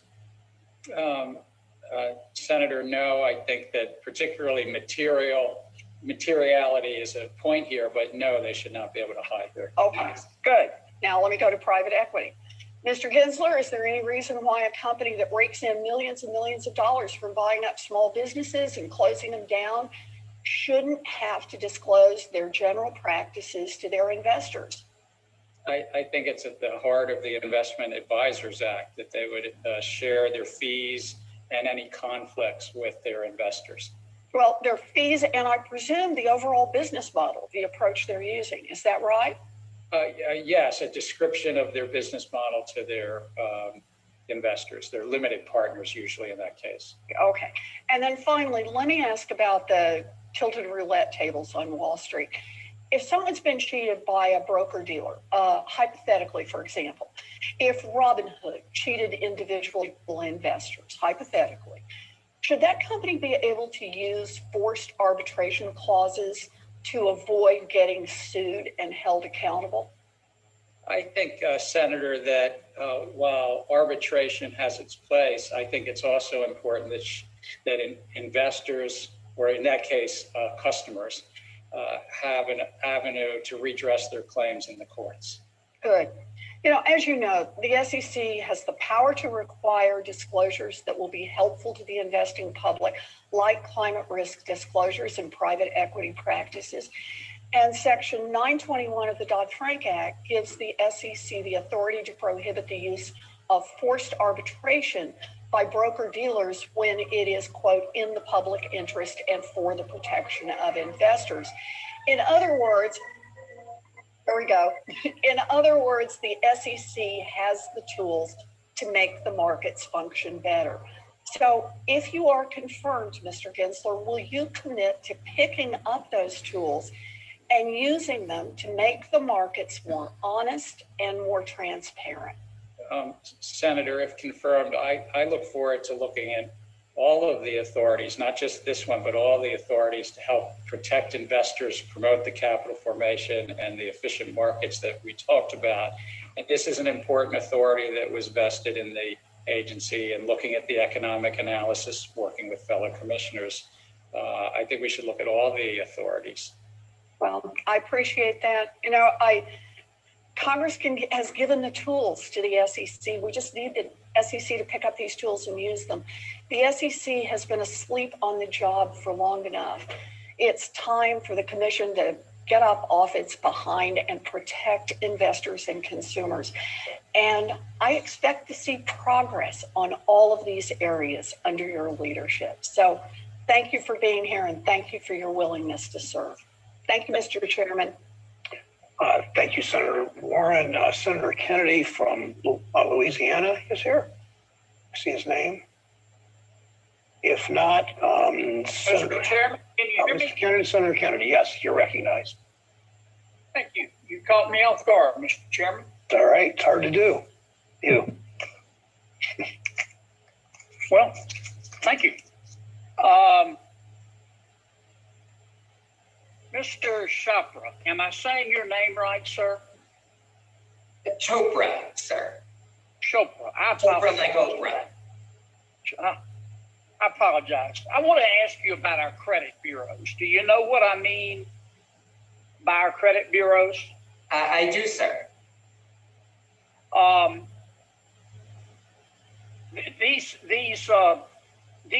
companies collect data about whether we pay our bills or not, and they sell it to businesses. So businesses can decide whether to lend us money or extend us credit. Is that a pretty good description? Yes, and increasingly they're using that data for much more as well. But the credit bureaus make their money from the businesses. They don't make their money from the consumer. That's correct. Consumers are the product, usually, not the customer. So if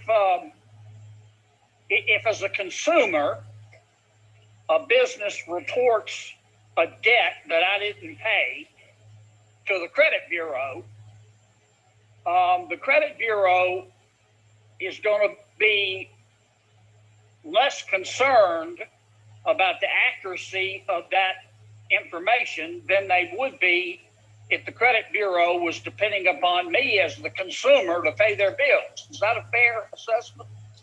Yes, that's correct. And that's some of the big issues we're facing, not only when it comes to credit bureaus, but also the mass databases collected by big tech companies that are increasingly part of financial services. Well, here's what I'm driving at.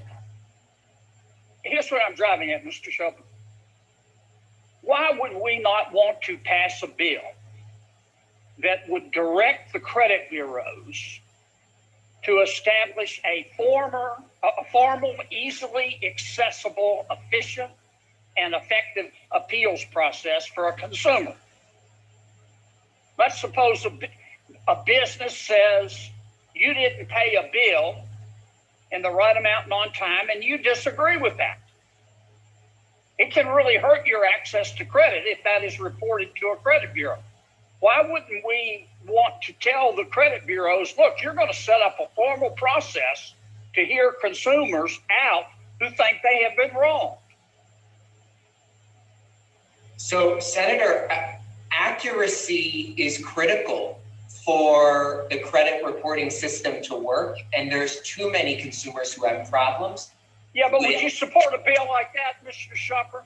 Well, I would love to look at it, but I think the idea of making sure that consumers can dispute and get answers, that's part of the Fair Credit Reporting Act, but I would definitely like to make sure that consumers have more say in being able to fix errors. Excuse me for interrupting. I know it's the law, but I don't think it's going to be properly effectuated until we put in a formal process and pass a bill and says to the credit bureaus, look, even though you don't get money from consumers, you're going to have to pay attention and listen seriously and attentively when they tell you you got bad information. Let me move to Mr. Gensler. Mr. Gensler, good morning.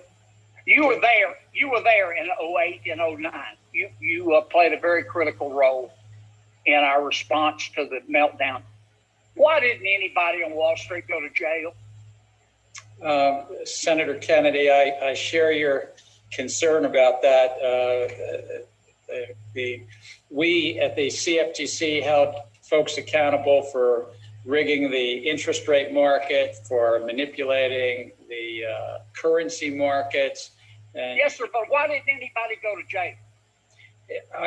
Those are questions I share with you, sir. I mean, I was responsible for running a civil law enforcement agency, and we every day brought the evidence, the law, and the facts together in front of courts and held people accountable. I know, but who made the call? Somebody at Justice had to have said, we're not going to put these thieves in jail. Who did that?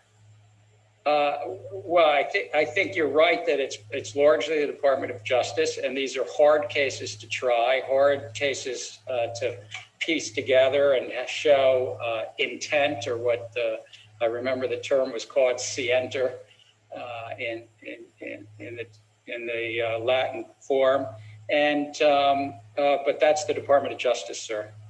Yeah. Okay. I'm out of time, Mr. Chairman.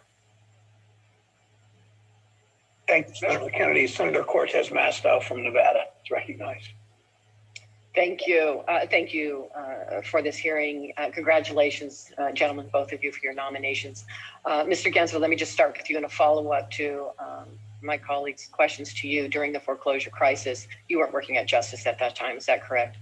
No, Senator, I was not.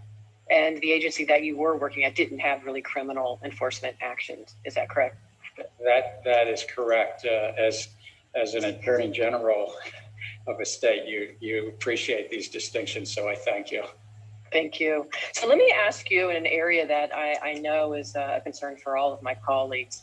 As more individuals begin to engage with the financial markets through no-fee online trading platforms, I am concerned that investors may get in over their heads with large and complicated trades on apps that gamify the stock market. And we've seen the horrific results of that. So if confirmed, can I ask you what steps would you take as chair of the SEC to protect investors who want to be involved in the stock market, but may be less knowledgeable about trading risks? Senator, I thank you. I think that every day on the job, I'm going to be animated by working families and protecting investors as a key mandate of the agency. I think technology has provided greater access, but it also raises interesting questions. And the one that you mentioned about, quote, gamification is also raises these interesting questions about what does it mean when balloons and confetti are dropping and you have behavioral prompts to get investors to do more transactions on what appears to be a free trading app, but then there's this payment, behind the scenes, sort of this payment for order flow. And I think we're going to need to sort of study that and think about it. And what does this mean for our marketplace? Well, I know many of my colleagues on both sides of the aisle are concerned about this, so we look forward to working with you moving forward.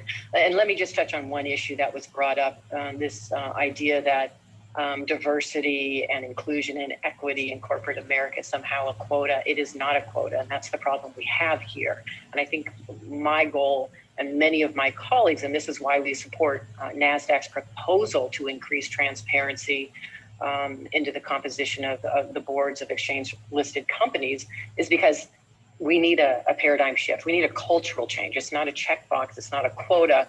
And I think we have heard from my colleagues the importance of why this is a benefit to our companies. Because of the McKinsey published studies, we know that this really is a benefit to the companies long-term, including when it comes to their profits, when they are actually really engage in diversity, inclusion, and equity. So I want to make sure you know that. Many of my colleagues supported what NASDAQ is doing in this space. So please be aware of that. Mr. Chopra, I know I don't have much time, but thank you also for your willingness to serve. So we have talked about this. I am a strong advocate for restitution for harmed consumers. Not only should we provide relief to people who are overcharged or misled, but we should discourage the bad actors from continuing that deceptive practice in the future. And I have made it very clear, I was concerned by CFPB's enforcement actions under the previous administration, which failed to provide restitution for consumers. So could you elaborate on your views on providing restitution for people who really were dealt with unfair, deceptive, and abusive practices? Yeah, so Senator, when victims of fraud and misconduct are not made whole, that doesn't just hurt them, it also hurts every other business who is trying to follow the law and treat them the right way. I have pushed hard against the FTC's approach of these no money, no fault settlements in egregious fraud. It is something that economically just does not make sense. When you rip someone off and don't have to pay them back, how is that really much of a sanction? So restitution is a critical part of the CFPB's law enforcement work in order to make victims whole as Congress intended. Thank you, and I appreciate that that position. I've only got a few minutes left. The other area that I would love to work with you on, and we've talked through many, but for our small businesses, what in general do you see the role for supporting our small businesses through the CFPB? Well, I think a lot of our regulators and agencies need to make sure that there is not unlawful practices in small business lending at the FTC. We've taken action against companies that have even threatened to break small business owners' jaws if they did not pay it back. At the CFPB, Congress has asked the agency to implement a small business data collection. I do think enforcing the law to protect small businesses is absolutely critical right now. Small businesses are facing extinction I've worked with you a lot, Senator, about issues facing franchisees. We have to make sure that the bedrock of our community of small business does not go away after this pandemic. That's right. That's absolutely critical. Thank you. Thank you, Mr. Chair. I know my time is up. Thank you, Senator Cortez Masto. Senator Haggerty, I believe, is here. I am. Okay, Senator Haggerty. Chairman Brown. You're recognized. Chairman Brown, thank you. Ranking Member Toomey, thank you as well for holding this hearing for two very important regulators in our financial regulatory landscape. In America, our financial markets, as Senator Toomey rightly noted in his opening remarks, are the envy of the world.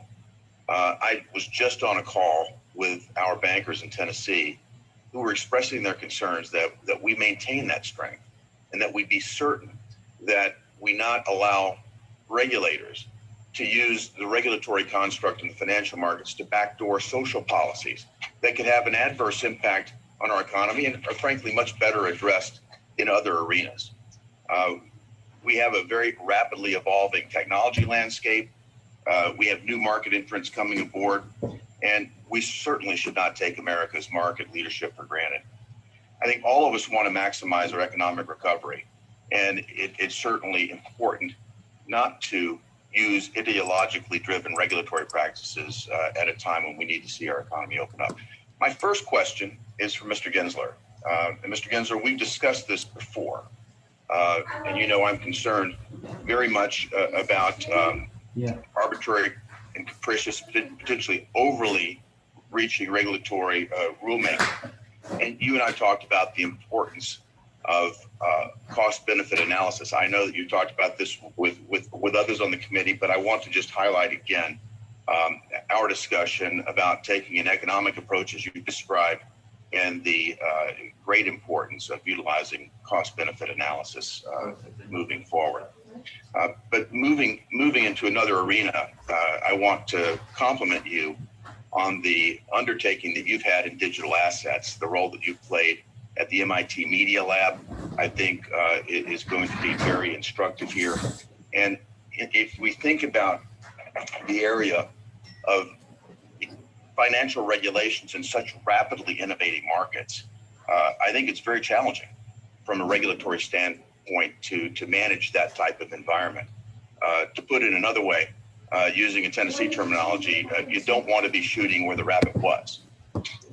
My question to you, Mr. GENSLER, and it's an open-ended one. If you could share your perspective on the SEC's role under your leadership, if you're confirmed, and how you will approach digital assets. Senator, I thank you for that opening. I share your thoughts. It's always important to update our market oversight to new technologies, but I believe foremost to be technology neutral. And I say this because if this new technology of cryptocurrency and potentially central bank digital currencies comes along, that it's important to stay true to our principles of investor protection and capital formation, but at the same time be technology neutral. So I think that at the SEC, it's really to the extent that somebody is offering an investment contract or security that's under the SEC's remit, and they have exchanges that operate there, then we have to ensure there's investor protection. If it's not that, and it's a commodity, as Bitcoin has been deemed to be, that it's either a question for Congress, how Congress would want that to be overseen, or it's possibly a question for the Commodity Futures Trading Commission. But I would work with the staff, I'd work with fellow commissioners and see how we can move forward, and to the extent investors can be protected and invest in these markets, that they're allowed to do so, but to do so in, again, the core function of investor protection and capital formation.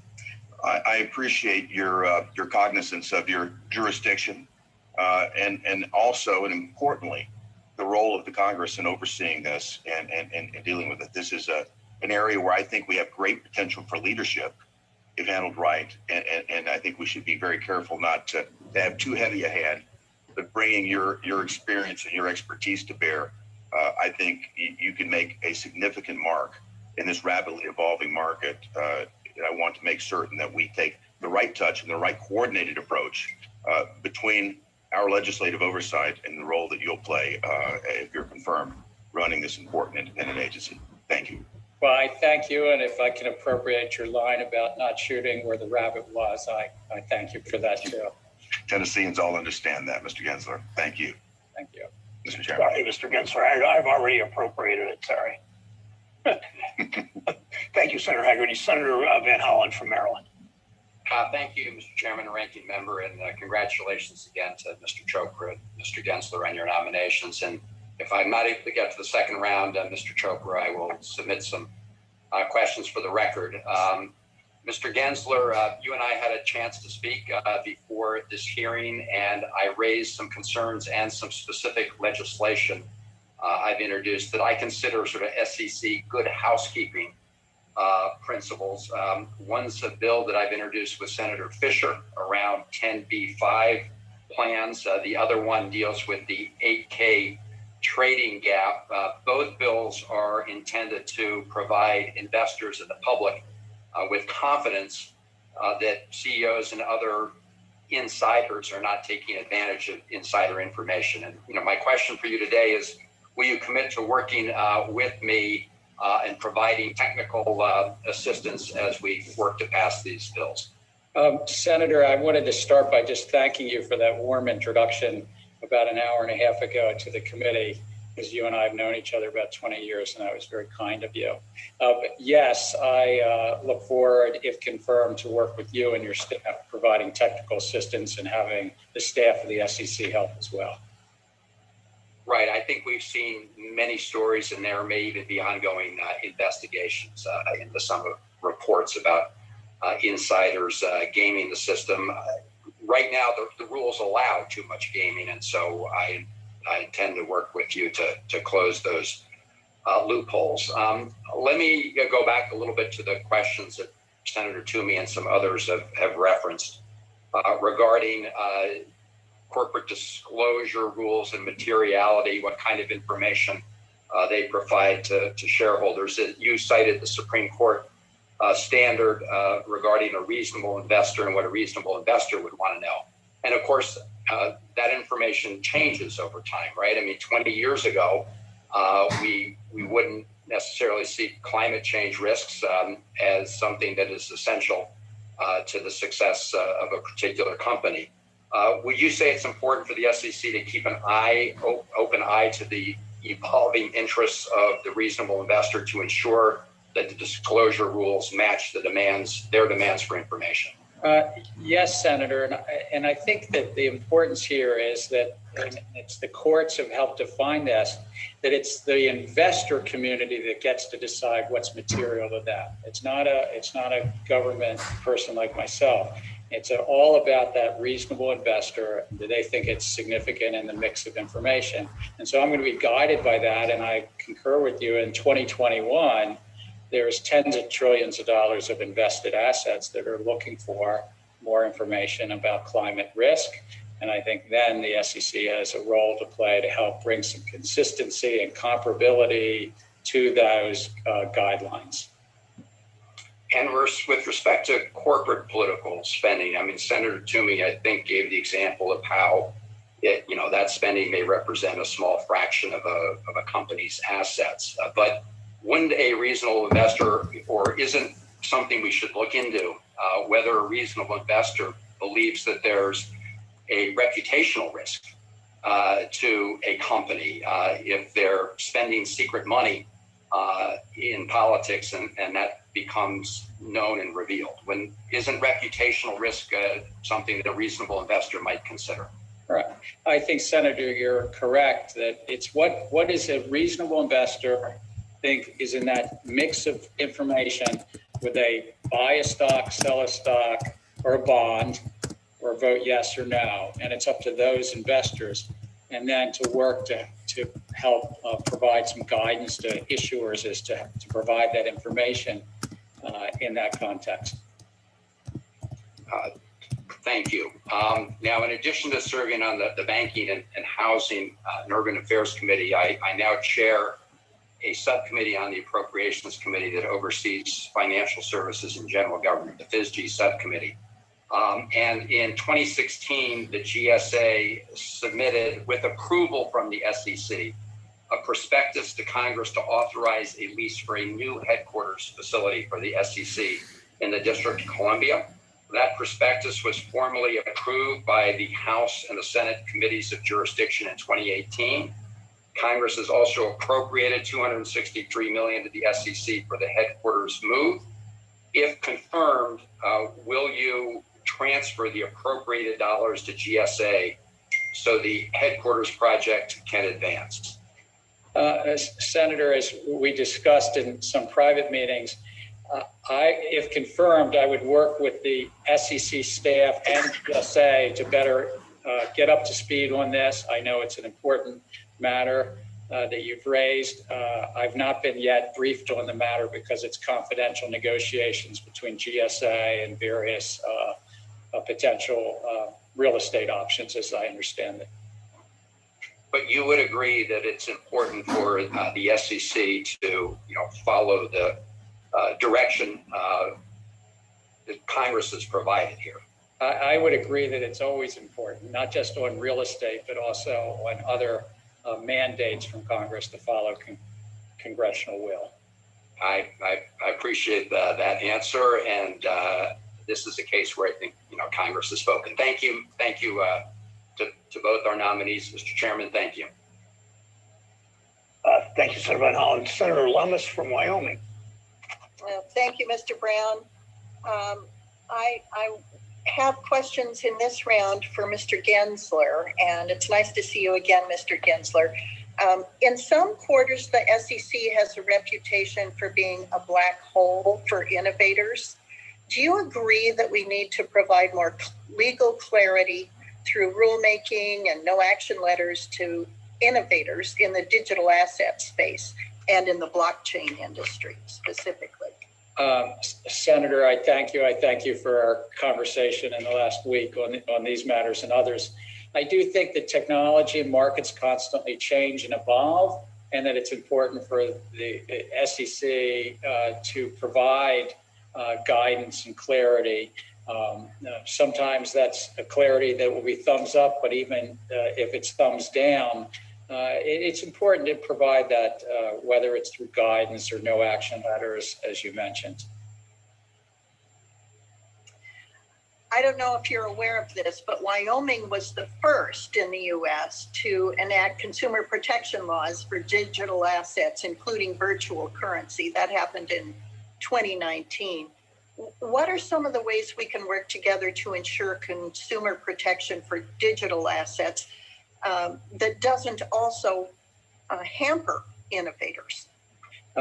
Senator, I was aware. I think that your legislature and governor enacted 13 separate acts in the digital space in Wyoming. I think it's important to protect consumers and investors. One area of consumer protection is around the custody of their funds, digital assets.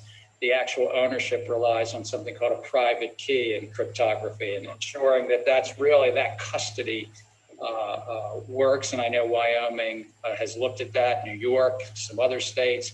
I believe actually South Dakota may have as well.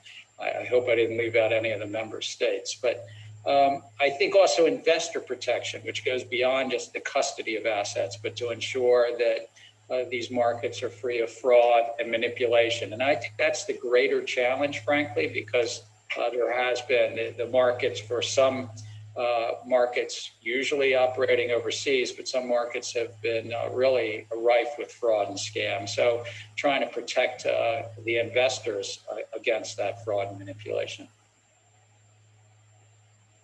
Now, in 2018, you said in front of the House Agriculture Committee that blockchain technology has real potential to transform the world of finance.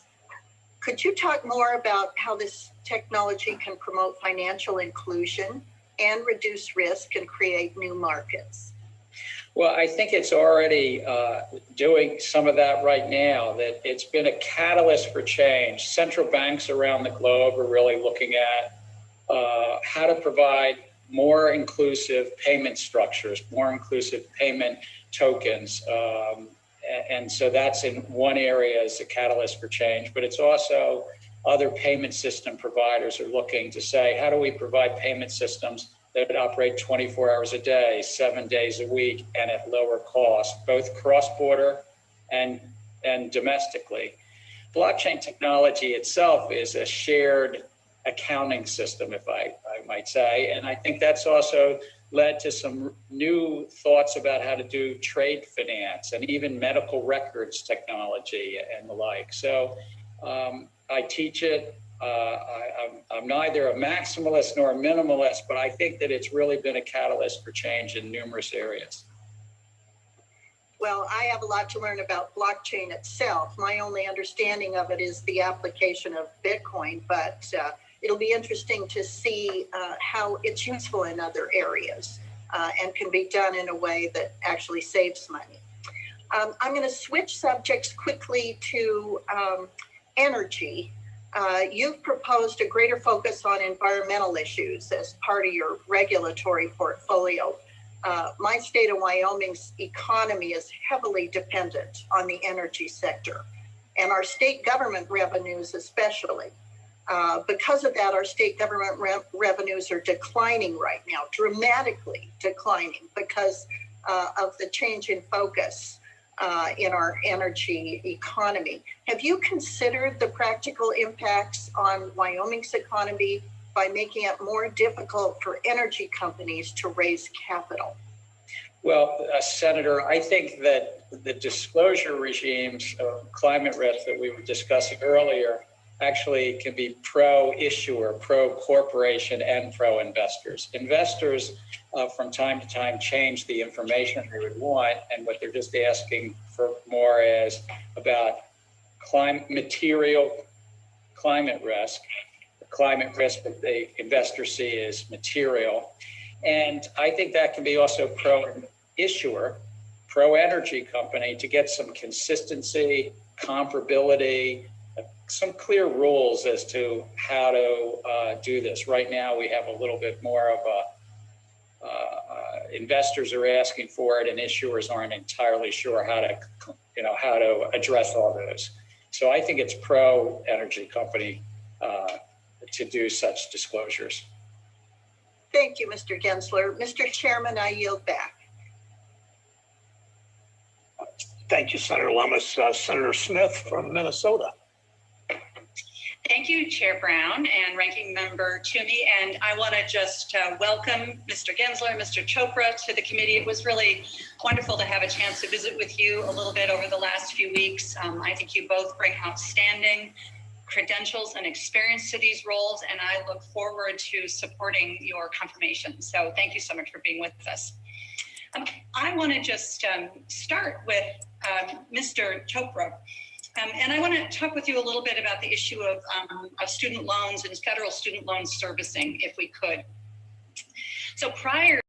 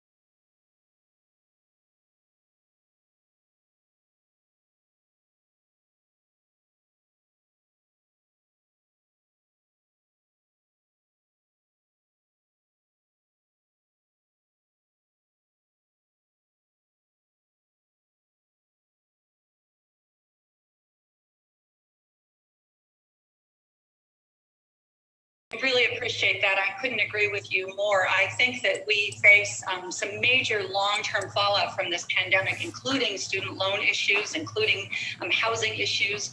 And I think particularly my heart is with people who feel like they were trying to do everything right. They were following the rules as they understood them. And then it feels like these student loan services are just pulling the rug right out from under them. And this is a classic moment where we need more energy and more oomph behind those that are protecting consumers, especially folks that are looking for ways to make a contribution through public service and then have that ripped right out from under them.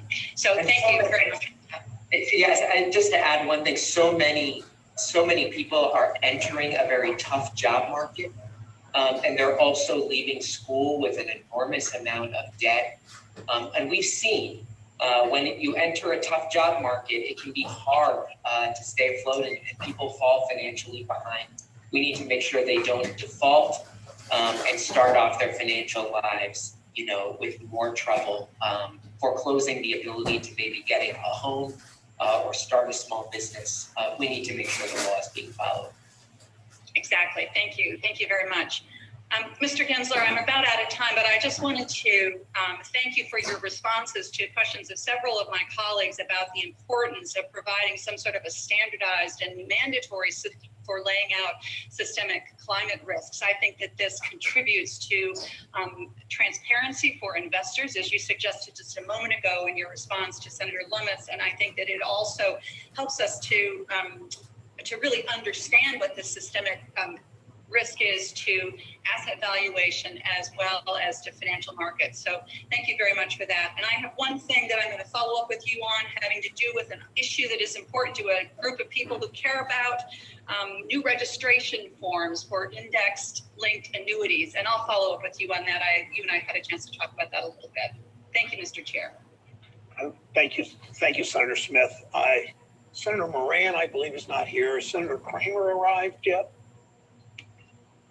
And has Senator Daines arrived yet? And Senator Sinema has not arrived. Mr. Chairman, this is Senator Daines. Okay, go for it, Steve. Okay. Senator Montana is recognized. Great. Thanks, Mr. Chairman. Appreciate it much. So I want to talk about the issue of this proxy advisor duopolies. As you know, proxy firms provide a variety of services to shareholders. Most notably, they provide advice to vote their shares at shareholder meetings, typically publicly traded companies. There's two dominant proxy firms. There's International Shareholder Services, ISS, and Glass Lewis. They control about 95% of the proxy advisory industry, which really constitutes a duopoly. Has become the de facto standard setter for corporate governance in the U.S.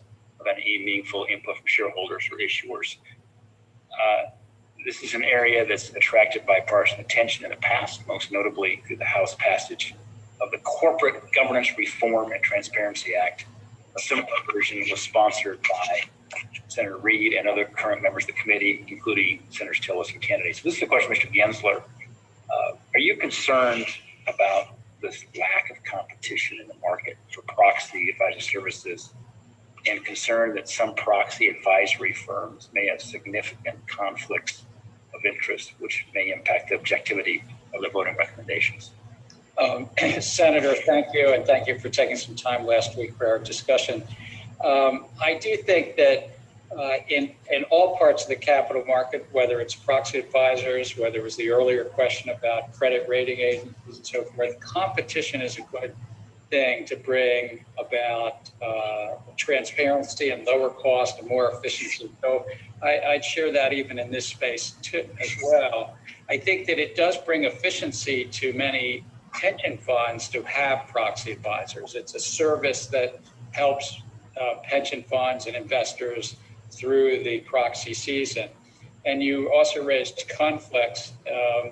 I think it is the role of an agency like the SEC to try to, through transparency and other rules, try to address potential conflicts of interest. And we saw some of these before the 2008 crisis in the credit rating area And I know that the commission has attempted to do that through some rule writing last year in the proxy advisor space. But I do think they bring some efficiency and help a lot of pension funds through what otherwise would be a hard slog to consider 3,000 votes or something in the course of just a few weeks. Thank you. You said earlier in response to a question, you have some concerns about one firm having 40-50% of the payment for order flow retail. For example, ISS has both a research and a consulting arm. Do you think the SEC has responsibility to ensure that the proxy advisory systems function properly and that investors receive the most accurate as well as most up-to-date information prior to voting proxies? I think that as the SEC did it last year, address proxy advisors, it's within the authorities, and it's something that if confirmed, I would work with the staff and my fellow commissioners and with you to see if there were things that were yet to be addressed that need to be addressed. But I also think they provide an important role in the markets during the proxy season. Thank you. I want to shift to enforcement actions. I've been concerned the SEC under past commissioners has based enforcement actions on previous settlements and staff guidance. In your opinion, how should the SEC's enforcement division decide whether to engage in enforcement action, and when would the issuance of guidance or rulemaking might be more appropriate? Well, I was honored to chair another agency, a civil law enforcement agency, smaller, but still very important to the markets. And I think of it as enforcement. It's following the facts of the law where the facts of the law take you, but it's to stamp out fraud and manipulation in the markets. And it's to use limited resources to effectuate where there's the greatest problems in the market. So that's my philosophy. I think that, as you say, if there's a rulemaking, that's very different than enforcement. Enforcement is about following the facts of the law and using limited resources to sort of change market behavior. If there's, unfortunately, a bunch of small fraud shops, you've got to go after them, but the first 4 or 5 or 6 you go after, then maybe the others start to clean up their behavior. Thank you. I know I'm at a time of 2. These are 2 really quick questions, and that would be, would you commit to making enforcement of theft against senior citizens in enforcement priority? We've got a lot of problem with schemes in Montana that affect our seniors. It's a very important, those less able to protect themselves need the SEC even more. The Ponzi schemes as well, going after Ponzi schemes. Yes. You commit to enforcing there? Yes, we did at the CFTC. I will if confirmed at the SEC. Okay, thank you. Thanks, Mr. Gensler. Thank you, Chairman. Thank you, Senator Dean. Senator Ossoff from Georgia. Thank you, Mr. Chairman.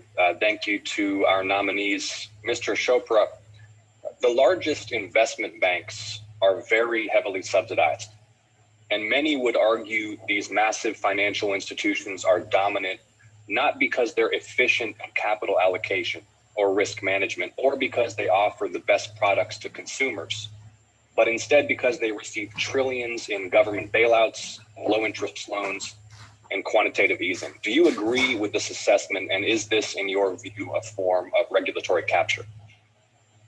Well, Senator, too big to fail is a huge problem that Congress sought to fix in Dodd-Frank, and we should continue to make sure that that happens. We want competition on the merits. We want to make sure there's a market structure where small banks, small financial institutions can compete fair and square.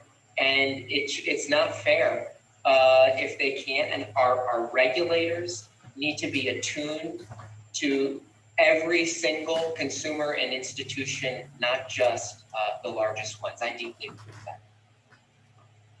Appreciate that, Mr. Chopra. And building on that theme, during this pandemic, much like during the crisis in 07, 08, The 12 or 13 largest banks have received trillions in emergency cash. It's provided on an overnight basis, and there are no such instantaneous emergency cash facilities for credit unions or regional banks, let alone ordinary people who have had to wait months for stimulus checks. And I would note that many members of Congress who currently oppose sending cash to ordinary people in a pandemic raise no concerns about the massive scale of cash and cheap loans provided to Wall Street banks. Why is it so much easier for major banks to access emergency financial support in a crisis, and how could we level the playing field? Well, Senator, you're right. Small businesses, households did have a tougher time getting a lifeline of support, and I know that was a struggle. You know, one of the things that our Federal Reserve Chairman has talked about and others is modernizing our payment system so that we can have a more real-time system. We cannot be falling behind other countries. We see that China is in many ways investing in faster payments, in a stable coin. These are things that will help consumers and businesses get money faster to their benefit. And, you know, I strongly support the Fed's efforts to modernize that payment system so that everyone can have equal access. Thank you, Mr. Chopra. And I would note that the Retail Payments Office of the Fed is based at the Atlanta Fed. I want to ask you now about financial technology. We saw this week a report that Walmart has hired 2 former Goldman Sachs executives, and Walmart's investments in fintech signal an interest in expanding the provision of financial services to its massive customer base. On the one hand, more competition could benefit consumers. On the other hand, there are looser regulations for industrial loan companies, which could threaten financial stability, and the entry into the banking sector of a retail giant like Walmart could raise antitrust concerns. What are the implications for consumers and for regulators of these developments in digital banking, of the prospective entry of Walmart into the banking sector, and how can policymakers address them? So, Senator, while this is not a core issue of the CFPB, it's something I've thought about quite a bit in my current role at the FTC. We have seen how large technology platforms are increasingly entering financial services. Facebook's Libra proposal drew a lot of scrutiny from this committee as well as regulators all over the world with respect to how it might impact privacy, fair competition, and even compliance with our money laundering laws. So I do think we have to make sure we're looking at the issues that are facing our country today, but also these other issues coming down the pike when it comes to market structure. I don't want to see a banking system or financial services system where new market entrants cannot get in, cannot compete, and win the day. Dominant players should not be able to squelch out competition, and that's something we need to always be mindful of. Thank you, Mr. Chopra. Mr. Chairman, I yield back. Thank you, Senator Ossoff. That concludes the first round. The second round, a number of members on both sides would like questions. I think that I will start, but I think that Senator Ranking Member Toomey has asked that Senator Scott be the first Republican called on. So, Tim, I will call on you after my. I will not go the entire 5 minutes, and I will more strictly enforce the 5-minute rule too. We are fairly liberal. Pardon the adjective there, Senator Scott, but fairly liberal with enforcement, but we will not be this time. Mr. Gensler, companies and investors have acknowledged the need for improved and consistent climate risk disclosures. The SEC last addressed this in 2010. Acting Chair Lee has recently undertaken a review of the earlier guidance. Mr. Gensler, are you going to do more than that? Chair Brown, as we've discussed in this hearing, I think that increasingly investors really want to see tens of trillions of dollars of assets behind it, or want to see climate risk disclosures. I think issuers would benefit from such guidance. So I think through good economic analysis, working with the staff, putting out to the public to get the public feedback on this, this is something that the commission, if I'm confirmed, I would work on. Thank you. Commissioner Chopra, one question for you. past few years, we've seen a lot of changes in consumer finance markets. Companies are increasingly offering consumer financial products through mobile apps or using new methods of underwriting, such as relying on alternative credit data or algorithms that use artificial intelligence. What are some of the most significant developments you've seen in consumer finance? And what do you see as new risks to consumers from these developments, Mr. Chopra? So, Senator, technology will play such an important role in our lives in every sector of the economy. But we also need to understand more clearly how mass data collection on all of us is impacting our privacy, the security of our data, and ultimately the decisions made by these algorithms. I think there's real questions about transparency. I've noted that there are many types of algorithmic decision-making where simply people are unable to ascertain why a certain decision has made. It has raised questions about discrimination, as evidenced by Secretary Carson's complaint against Facebook in the housing context and so many others. So looking at how big data, particularly by large platforms who have detailed behavioral data on all of us, is something we must carefully look at, because it will change financial services fundamentally, and we need to make sure that we have a vibrant and competitive market, and not one that is simply dominated by a few. Thank you, Commissioner Chopra. Before turning to Senator Scott, I want to enter into the record letters of endorsement from a bipartisan group of 26 state attorneys general, veterans, and military service organizations, as well as a broad coalition of civil rights, consumer, and housing organizations in support of Mr. Chopra's nomination, and letters from investor protection advocates, state regulators, and investment professionals in support of Mr. Gensler's nomination. Without objection, they are entered into the record. Senator Scott from South Carolina for the second round. Thank you, Senator Brown. And Senator Brown, I noted your comments about liberalism and conservatism. I'll just note that even if it's just the amount of time that we each get for asking questions, anytime you move towards the conservative aisle, I'm happy to see that kind of movement from you, sir. So thank you very much for sharing those enlightening comments with me. Mr. Chopra, to you, sir. This is an easy question, I hope. Do you agree that Congress did not provide the CFPB regulatory oversight authority over insurance products and the insurance industry? Yes, sir. That's an explicit exclusion from Title 10 of Dodd-Frank. The CFPB does not have authority over, I believe it's firms regulated by state insurance. Yes, sir. And as an old insurance guy myself, I am really impressed with the level of integrity and success that we've had in the state-regulated insurance industry, and I hope that we are able to maintain that equilibrium as we move forward. Another question for you, sir, is I'm confident every senator here today supports responsible consumer protections and a robust, transparent marketplace of consumer products and services. I'm also certain that every senator present would agree that regulated entities should have the right to know what the rules of the road are before being charged with breaking them. Unfortunately, when the CFPB was first established, its leadership quickly established that enforcement, rather than clearly articulated rules for regulated entities, would be the primary mechanism for protecting consumers.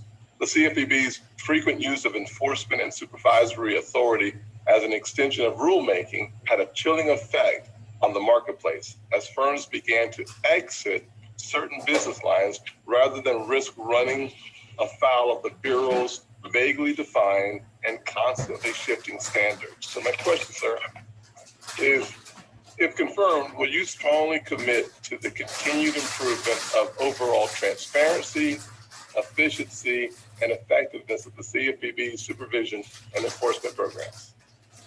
Yes, and I also will commit that the CFPB and every federal agency should be focused on fixing harms, making it clear to market participants what's expected of them. Ultimately, that is what creates a vibrant market, and that is something that the CFPB must do. adhering to all of the procedures Congress has laid out. That I am absolutely convinced. Well, thank you, sir. My last question, understanding that the conservative nature of the time remaining is important, Chairman Brown. There's no doubt that the availability of responsible small dollar credit is essential to millions of Americans and plays a key role in helping consumers weather temporary cash flow imbalances, unexpected expenses, or income shortfalls during really challenging times like the pandemic that we're coming out of.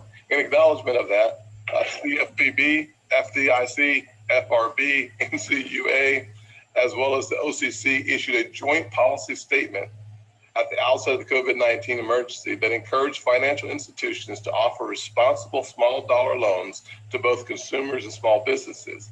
In the years since that statement was released, CFPB and other financial regulators have taken a number of positive actions to facilitate the ability of financial institutions to more effectively meet the small dollar credit needs of their communities and their customers. As director, what actions would you take, both independently and in coordination with other financial regulators, to encourage the availability of and access to a wide variety of credit choices for consumers? So, Senator, I want to work closely with all of those agencies you've mentioned, and including the National Credit Union Administration, which has its own small dollar rubric. I also want to make sure that it's more than just access to credit. It's also about access to one's money. The faster consumers can control their money, and sometimes they have to wait days and days for it, that makes it harder for them to make ends meet. I referenced to one of your colleagues the importance of us having a modernized payment system. All of these actions will make it easier for consumers to have control of their own destiny and ultimately lead a strong financial life. Thank you, sir. With 7 seconds left, let me just say to Ranking Member Toomey, thank you for the time. Chairman Brown, have a good day. Thank you, Senator Scott. Senator Warren is next. I see her screen is open, but I don't see her. If she's not here, she is here. Senator Warren, you're next for 5 minutes, and we're enforcing the 5 minutes for strictly this round. So thank you.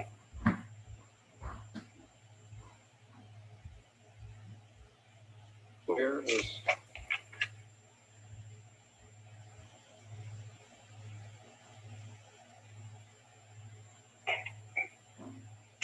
Senator Warren, or should we? I'm seeing her. I'm sorry, Mr. Chairman, I couldn't hear you. So thank you. Commissioner Chopra, congratulations on your nomination. You have been a longtime advocate for consumers, and I have no doubt you are the right person to lead the Bureau at this moment. But you have a big task ahead of you. The last administration's appointees acted like they worked for the giant banks that they were supposed to regulate. So it's clear that the Bureau needs to return to its core mission of protecting consumers. So I want to ask you about your plans for one of the areas where the past leadership of the Bureau failed the most, and that's enforcing the fair lending laws that are designed to protect consumers from discrimination. In 2017, one of the very first things that Mick Mulvaney did when he took over as acting director was to gut the Bureau's Fair Lending Office and strip the attorneys of enforcement power. And no surprise, enforcement actions plummeted.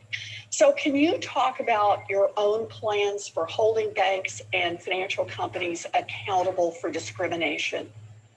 So, Senator, thank you. I don't think this is just a problem at the CFPB. The FTC, where I work, did not file a single enforcement action on the Equal Credit Opportunity Act for years and years. I don't believe agencies should nullify Congress. We should enforce the laws that have been delegated to us. And it is particularly important when it comes to anti-discrimination.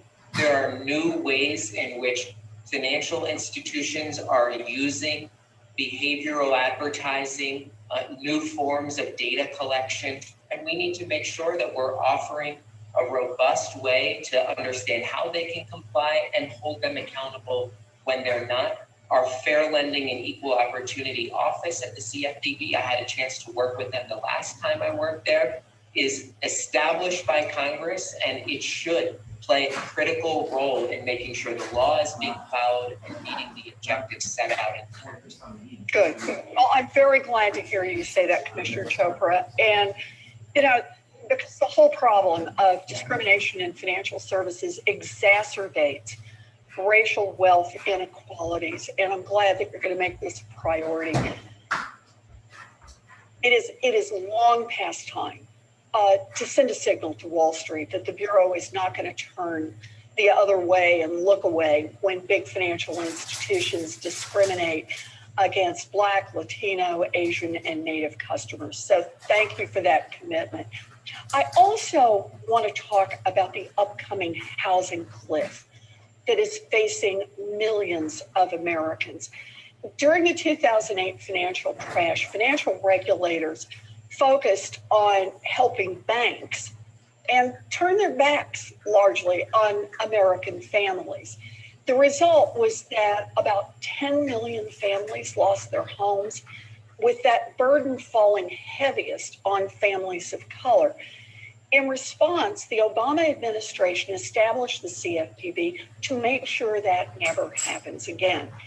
Now, fast forward to the COVID-19 pandemic.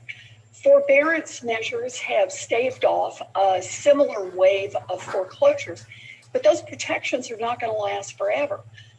The good news is that unlike 2008, we now have an agency that is dedicated to putting consumers first. So let me ask you, Commissioner Chopra, can you explain the urgency of the current crisis and how you plan to use the Bureau's tools to prevent the mistakes that were made during the Great Recession from just happening all over again?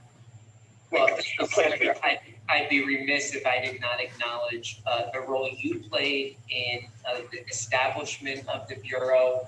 And I know something, I've spoken with you and many others on this committee, is that what happened in the mortgage market in the years leading up to Lehman and the foreclosures that took place after, we have seen report after report after report about how devastating that was to families, to their future, to our economy, and it impacted our entire financial system.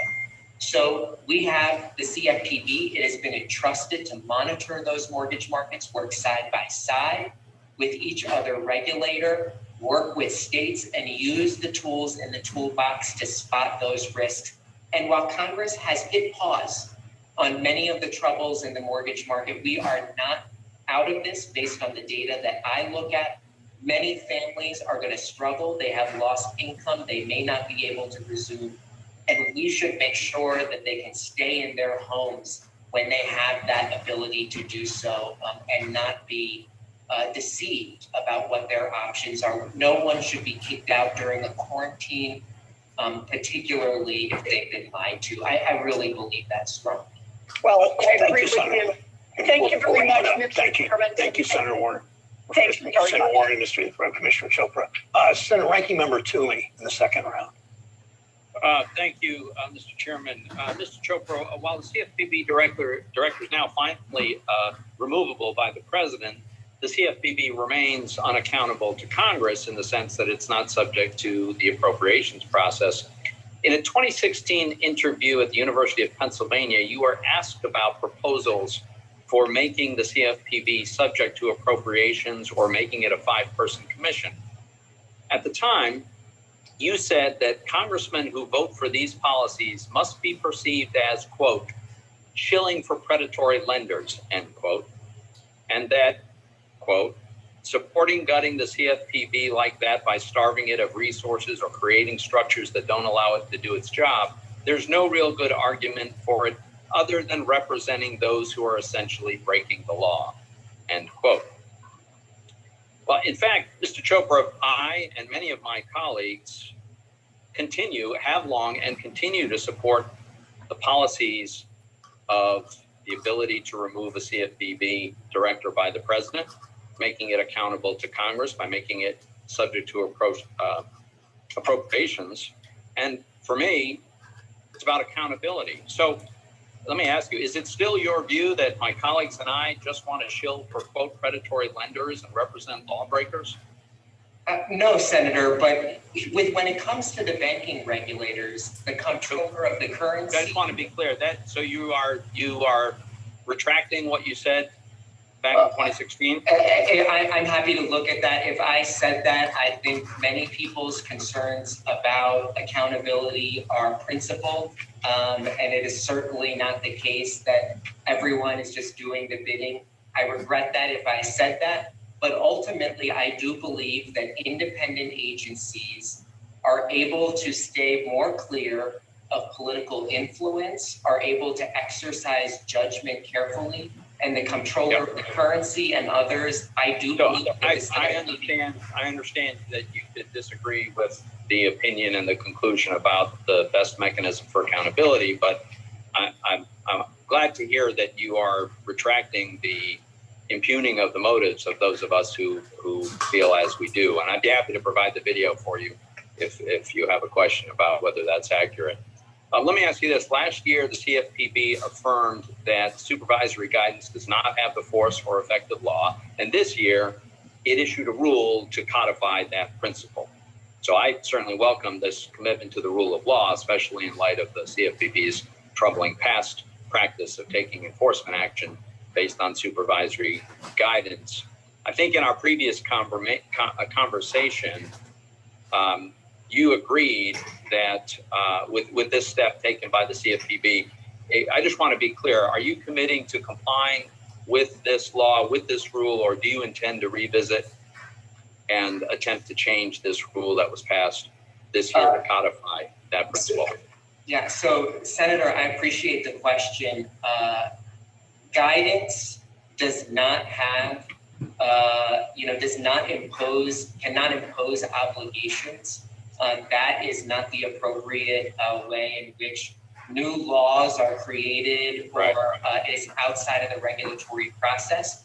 I understand your concerns, but I have not read that rule very specifically. But supervisory guidance is really supposed to be there to help institutions be able to understand how to best comply. It can cover sometimes emerging issues that provide guidance. Yeah, but I agree. This is about sticking with the rule that codifies the principle that guidance can't act as a rule. My last question here has to do with the indirect auto lending. This was an egregious example of the CFPB's enforcement crusade, and it specifically relied on a very controversial disparate impact theory, and it was issued by a supervisory bulletin rather than a proper rule. The GAO confirmed that the CFPB's bulletin functioned as a rule and was therefore subject to the Congressional Review Act. And Congress, as you know, overturned this misguided policy. Now, when you and I spoke last week, I asked you if you intended to reopen the issue that Congress had closed through the CRA and create some new version of an auto lending rule premised on the disparate impact theory. And I think you said you committed to me that you would not do that. Did I have that right? Will you confirm that commitment today? The Congressional Review Act resolution has nullified that guidance document, and the CFPB will continue to adhere to that if I'm confirmed, and I will continue to monitor any of these concerns you have to work with you further. But that has been nullified, and that is now the law. Okay. Time has expired. Thank you, Senator Toomey. Senator Warnock of Georgia, you're recognized for 5 minutes. Thank you so very much, Chairman Brown. It's great to be here with you, and let me say how excited I am to be named chairman of this committee's subcommittee on financial institutions and consumer protection. I look forward to working too. Thank you. Thank you. I look forward to working with you and Ranking Member Toomey, I'm sorry, and the subcommittee Ranking Member Senator Tillis to ensure stability in our financial markets and to protect consumers. Commissioner Chopra, thank you so much for appearing before this committee today. As I travel across Georgia, I'm hearing a lot, and I heard a lot during my campaign, from student loan borrowers. And that's a story I know personally. I'm the first college graduate in my family. And I wouldn't be here were it not for Pell Grants and low interest student loans. But students who are borrowing money now are just getting crushed under the debt limit. And the student loan burden has real implications not only for the borrowers, but for our economy. People are not able to buy homes, start small businesses, the kinds of things that move our economy forward. And of course, this is disproportionately impacting Black and brown borrowers, particularly Black women. I know that you previously served as a student loan ombudsman at the Bureau. And what I would like to know is this: as director, what would you do to protect student loan borrowers from predatory student loan companies, servicers, and debt collectors? Where are the places and opportunities for real reform? So, Senator, I'm glad you mentioned this because I really think about the problem you raise as a double whammy. For many people of color, families of color, they're more likely to need to borrow to go to college, and then in many cases, after graduating, continue to face a wage gap. In many cases, the data has showed that African American females with college degrees have not really seen their wages go up, even after all of that studying, and that means that the debt that they bear is even more difficult to service. So there's a lot of problems in our student loan system when it comes to schools and government policies, but also the CFPB has to make sure it is doing its job to make sure the law is being followed when it comes to lending, when it comes to servicing, when it comes to debt collection. I want to re-engage with the states, with the Department of Education, if confirmed, to make sure that those borrowers are not set more behind. This has implications for an entire generation, but also the issue you raised about the racial wealth gap. It's very, very critical that we get this right. Well, thank you. I look forward to working with you on this issue. It's my view that our young people should not have to mortgage their future just to have a shot at a future. And it's pressing not only for them, but for our entire economy. In the remaining minutes that I have, in 2013, you testified before this committee and talked about how service members, veterans, and military families were too often the canary in the coal mine, as you put it. And when it came to breakdowns in consumer finance markets, we've seen members of our military in active duty deployed, literally forced to fly back home from combat zones to save their homes from illegal foreclosures, his own kind of combat. Can you talk about your experience enforcing and expanding consumer protections, especially for our military families, and how you would use the tools and resources that the Bureau could protect military borrowers? So, Senator, thank you. I've had the honor of testifying before this committee several times before, and I do believe that how institutions treat members of the military can be a canary in the coal mine for others. It is true that military families, they move more, they have more complex situations. It can be tricky. And if institutions are improperly foreclosing on them, throwing them into default, overcharging them, misreporting information on their credit bureaus, it can raise questions about whether they have the processes and the agility to deal with complex situations. I was very proud to work with other agencies on a massive SCRA-related investigation and enforcement action involving a nationwide student loan overcharging scam. We have to make sure we're continuing to work with the Justice Department, with other regulators to crack down on that, especially as we anticipate risks in the mortgage market. Well, thank you so much, Commissioner Chopra. Our military men and women in uniform are obviously putting it all on the line for us to protect us, and the least we can do is protect them from abusive practices in our financial systems. And I look forward to working with you to do that. Thank you, Senator Warnock. Senator Tillis for the second round. Thank you, Mr. Chair. Mr. Chopra, thank you and congratulations on your nomination. I want to go back on, the CFPB is authorized to prevent unfair and deceptive practices. And I think you know that Congress has used these terms deliberately with the backdrop of the FTC president establishing limits on these authorities. I think even former Director Cordray was careful to adhere to the president. But I understand on a Department of Transportation rule to define unfair and deceptive practices, you urged that agency to treat those authorities as significantly broader than the same authorities under the FTC and the CFPB. Should I infer from that you're willing to go further than even Director Cordray did on expanding the CFP authorities? No, Senator, I think if I understand your question, the Department of Transportation has a different unfairness jurisdiction. The CFPB's unfairness authority, I believe word for word, is harmonized with the FTC Act. I believe in staying within the four corners of the law. I'm happy to answer additional questions about that Department of Transportation comment letter.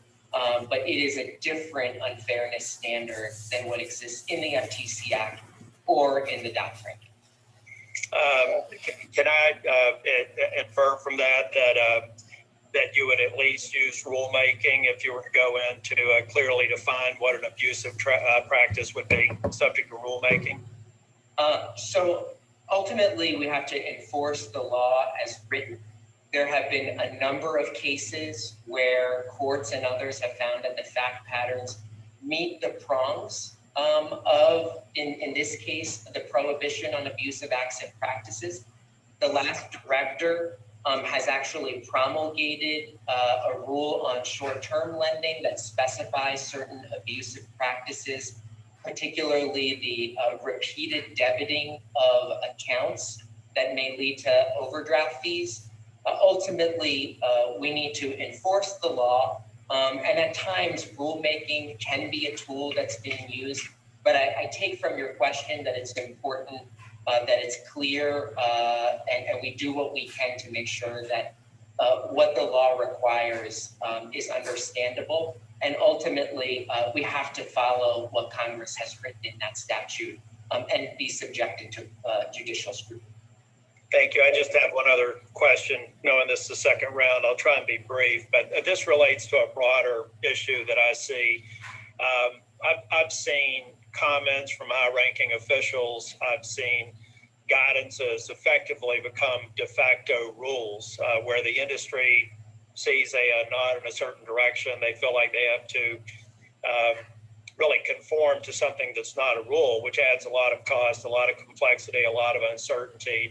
Do you think that it's appropriate that a guidance effectively becomes a rule, or that even a speech or a comment that you could make in an interview could actually drive an entirely new regulatory regimen for the industry? Well, Senator, I particularly worry about this type of uncertainty for smaller players, new players. They don't have, a bunch of people working in Washington for them to track all of this. Being as transparent as possible has to be, always a priority. I understand what you're saying, and it's important that that be communicated through all the appropriate channels. That's being said, there is a place, in my view, for the agencies to speak at industry conferences, talk about data and trends, talk about new developments, be able to explain how they might want to think about that. But I understand what you say, and I'm very committed to that transparent communication, particularly as it relates to making sure that small players can compete with larger incumbents. Thank you, Mr. Chopra. Thank you, Mr. Chair.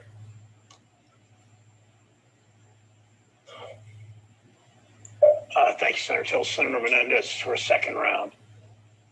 Thank you, Mr. Chairman.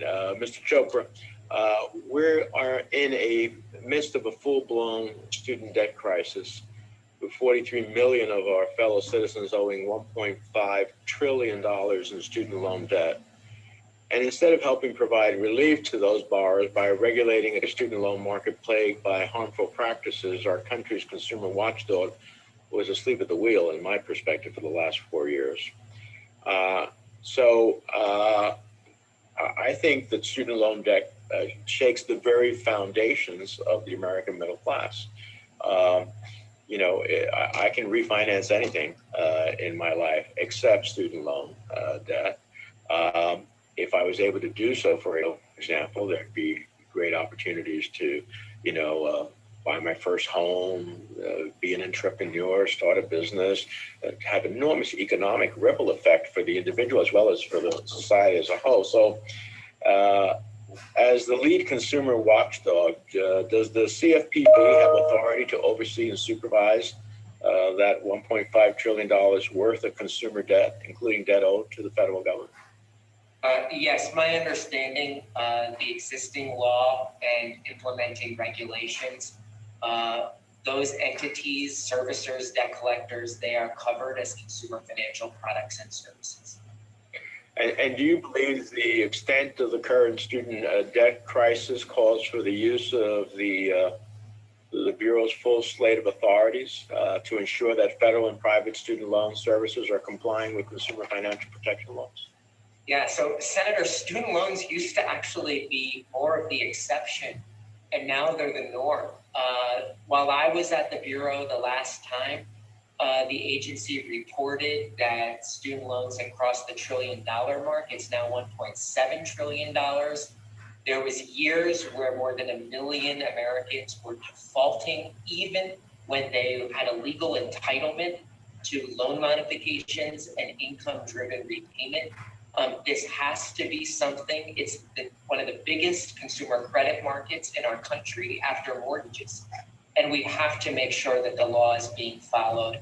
And I have seen some real improvements over the last decade in the activities of some of these firms. And I hope that that continues. And I hope that there are high levels of compliance with the laws that Congress has passed.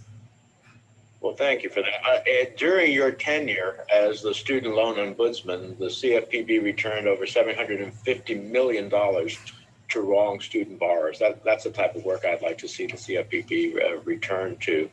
And then finally, I want to follow up on Senator Warnock's questions to you about the disproportionate impact student loans have on minority communities. I, like him, who grew up poor in a tenement in Union City, first in my family to go to college, would have never done so without the, Pell's, Perkins, and work study. So I'm very familiar and firsthand knowledge of the consequences. But should the Bureau examine whether student loan servicers are violating civil rights laws or engaged in other unlawful conduct that disproportionately hurts minority student loan borrowers? So many of those firms are subject, I believe all of them, to the Equal Credit Opportunity Act. We have seen that it is critical to ensure that there is appropriate enforcement of that law, not just on the origination side, but also as established guidance as it applies to the other parts of the consumer credit life cycle. We can't really make a mistake when it comes to this. Ensuring that our anti-discrimination laws are adhered to is important for the goals that the Congress has set out in those laws. Well, thank you. I look forward to supporting your nomination to your leadership of the agency upon confirmation. Thank you, Mr. Chairman. Thank you, Senator Menendez. It's either Senator Lummis, if she's coming back, Senator Haggerty, if he's coming back, or Senator Lummis, if he's coming back, or she's coming back, or Senator Daines, who has come back. Senator Daines, your second round. Stick to 5 minutes. Thank you. Chairman Brown, your ability to handle the juggling here is quite impressive, I will say. It's not complicated. It's not an easy task here with our senators here going in and out. I don't envy you. Thank you, Mr. Chairman. These questions here for Mr. Chopra. As you know, following the Supreme Court's decision in the Seal Law LLC versus CFPB case, the director of the CFPB is removable for any reason and serves at the pleasure of the president. We're now only considering your nomination because the prior director resigned at the request of the president with 3 years left in her term. And regardless of where one stands in the political spectrum, I hope everyone can agree that this instability at the top of an agency with such vast power is frightening. So my question is, do you agree the CFPB should be led by a multi-member commissioner, or commission, I should say, versus one person? So Senator, it's the job of Congress to determine the appropriate agency structure. Some of our financial regulators are led by a single director, removable by an executive official, the Federal Housing Finance Agency, I believe, the comptroller of the currency. Others are set up as boards or commissions. I currently sit on a commission, a multi-member body. Ultimately, Congress is vested with the authority to establish these structures. It is. You're exactly right. It's our responsibility, not yours. I'm just curious, is somebody who you say sits on a commission today, who's also, you're very knowledgeable of the CFPB. Just what are your thoughts about? Would it better serve the American people if it was a multi-member commission versus led by one person?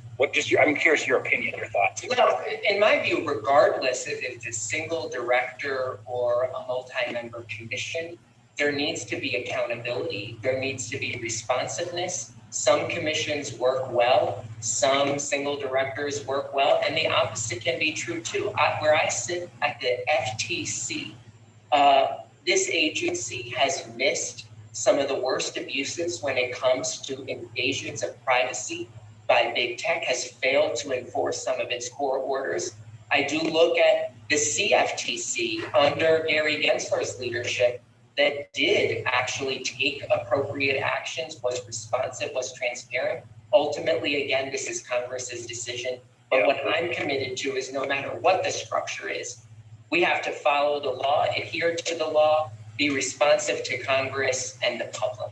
Yeah, no, I think the concern I'm hearing from many out there that we serve the American people is just the fact that it can swing wildly between political parties regarding different regulatory philosophies, at the whim of the person at the helm and the president who appoints him. So it's a concern. I just wanted to raise it, and I've heard that from many of my constituents back home in Montana. I appreciate that. Oh, sorry. Yeah, no, anyway, thank you. I'll keep going at a time. So here's a question. Do you believe that business, I came from the private sector, spent most of my career there. Is business a harmful force? Senator, there's no one more who thinks than me that business is one of the best forces for our lives in America. I am not a lawyer, nor is Mr. Gensler. I studied business. I've worked in the private sector. I believe that business is frankly what Thomas Jefferson wanted for a free country.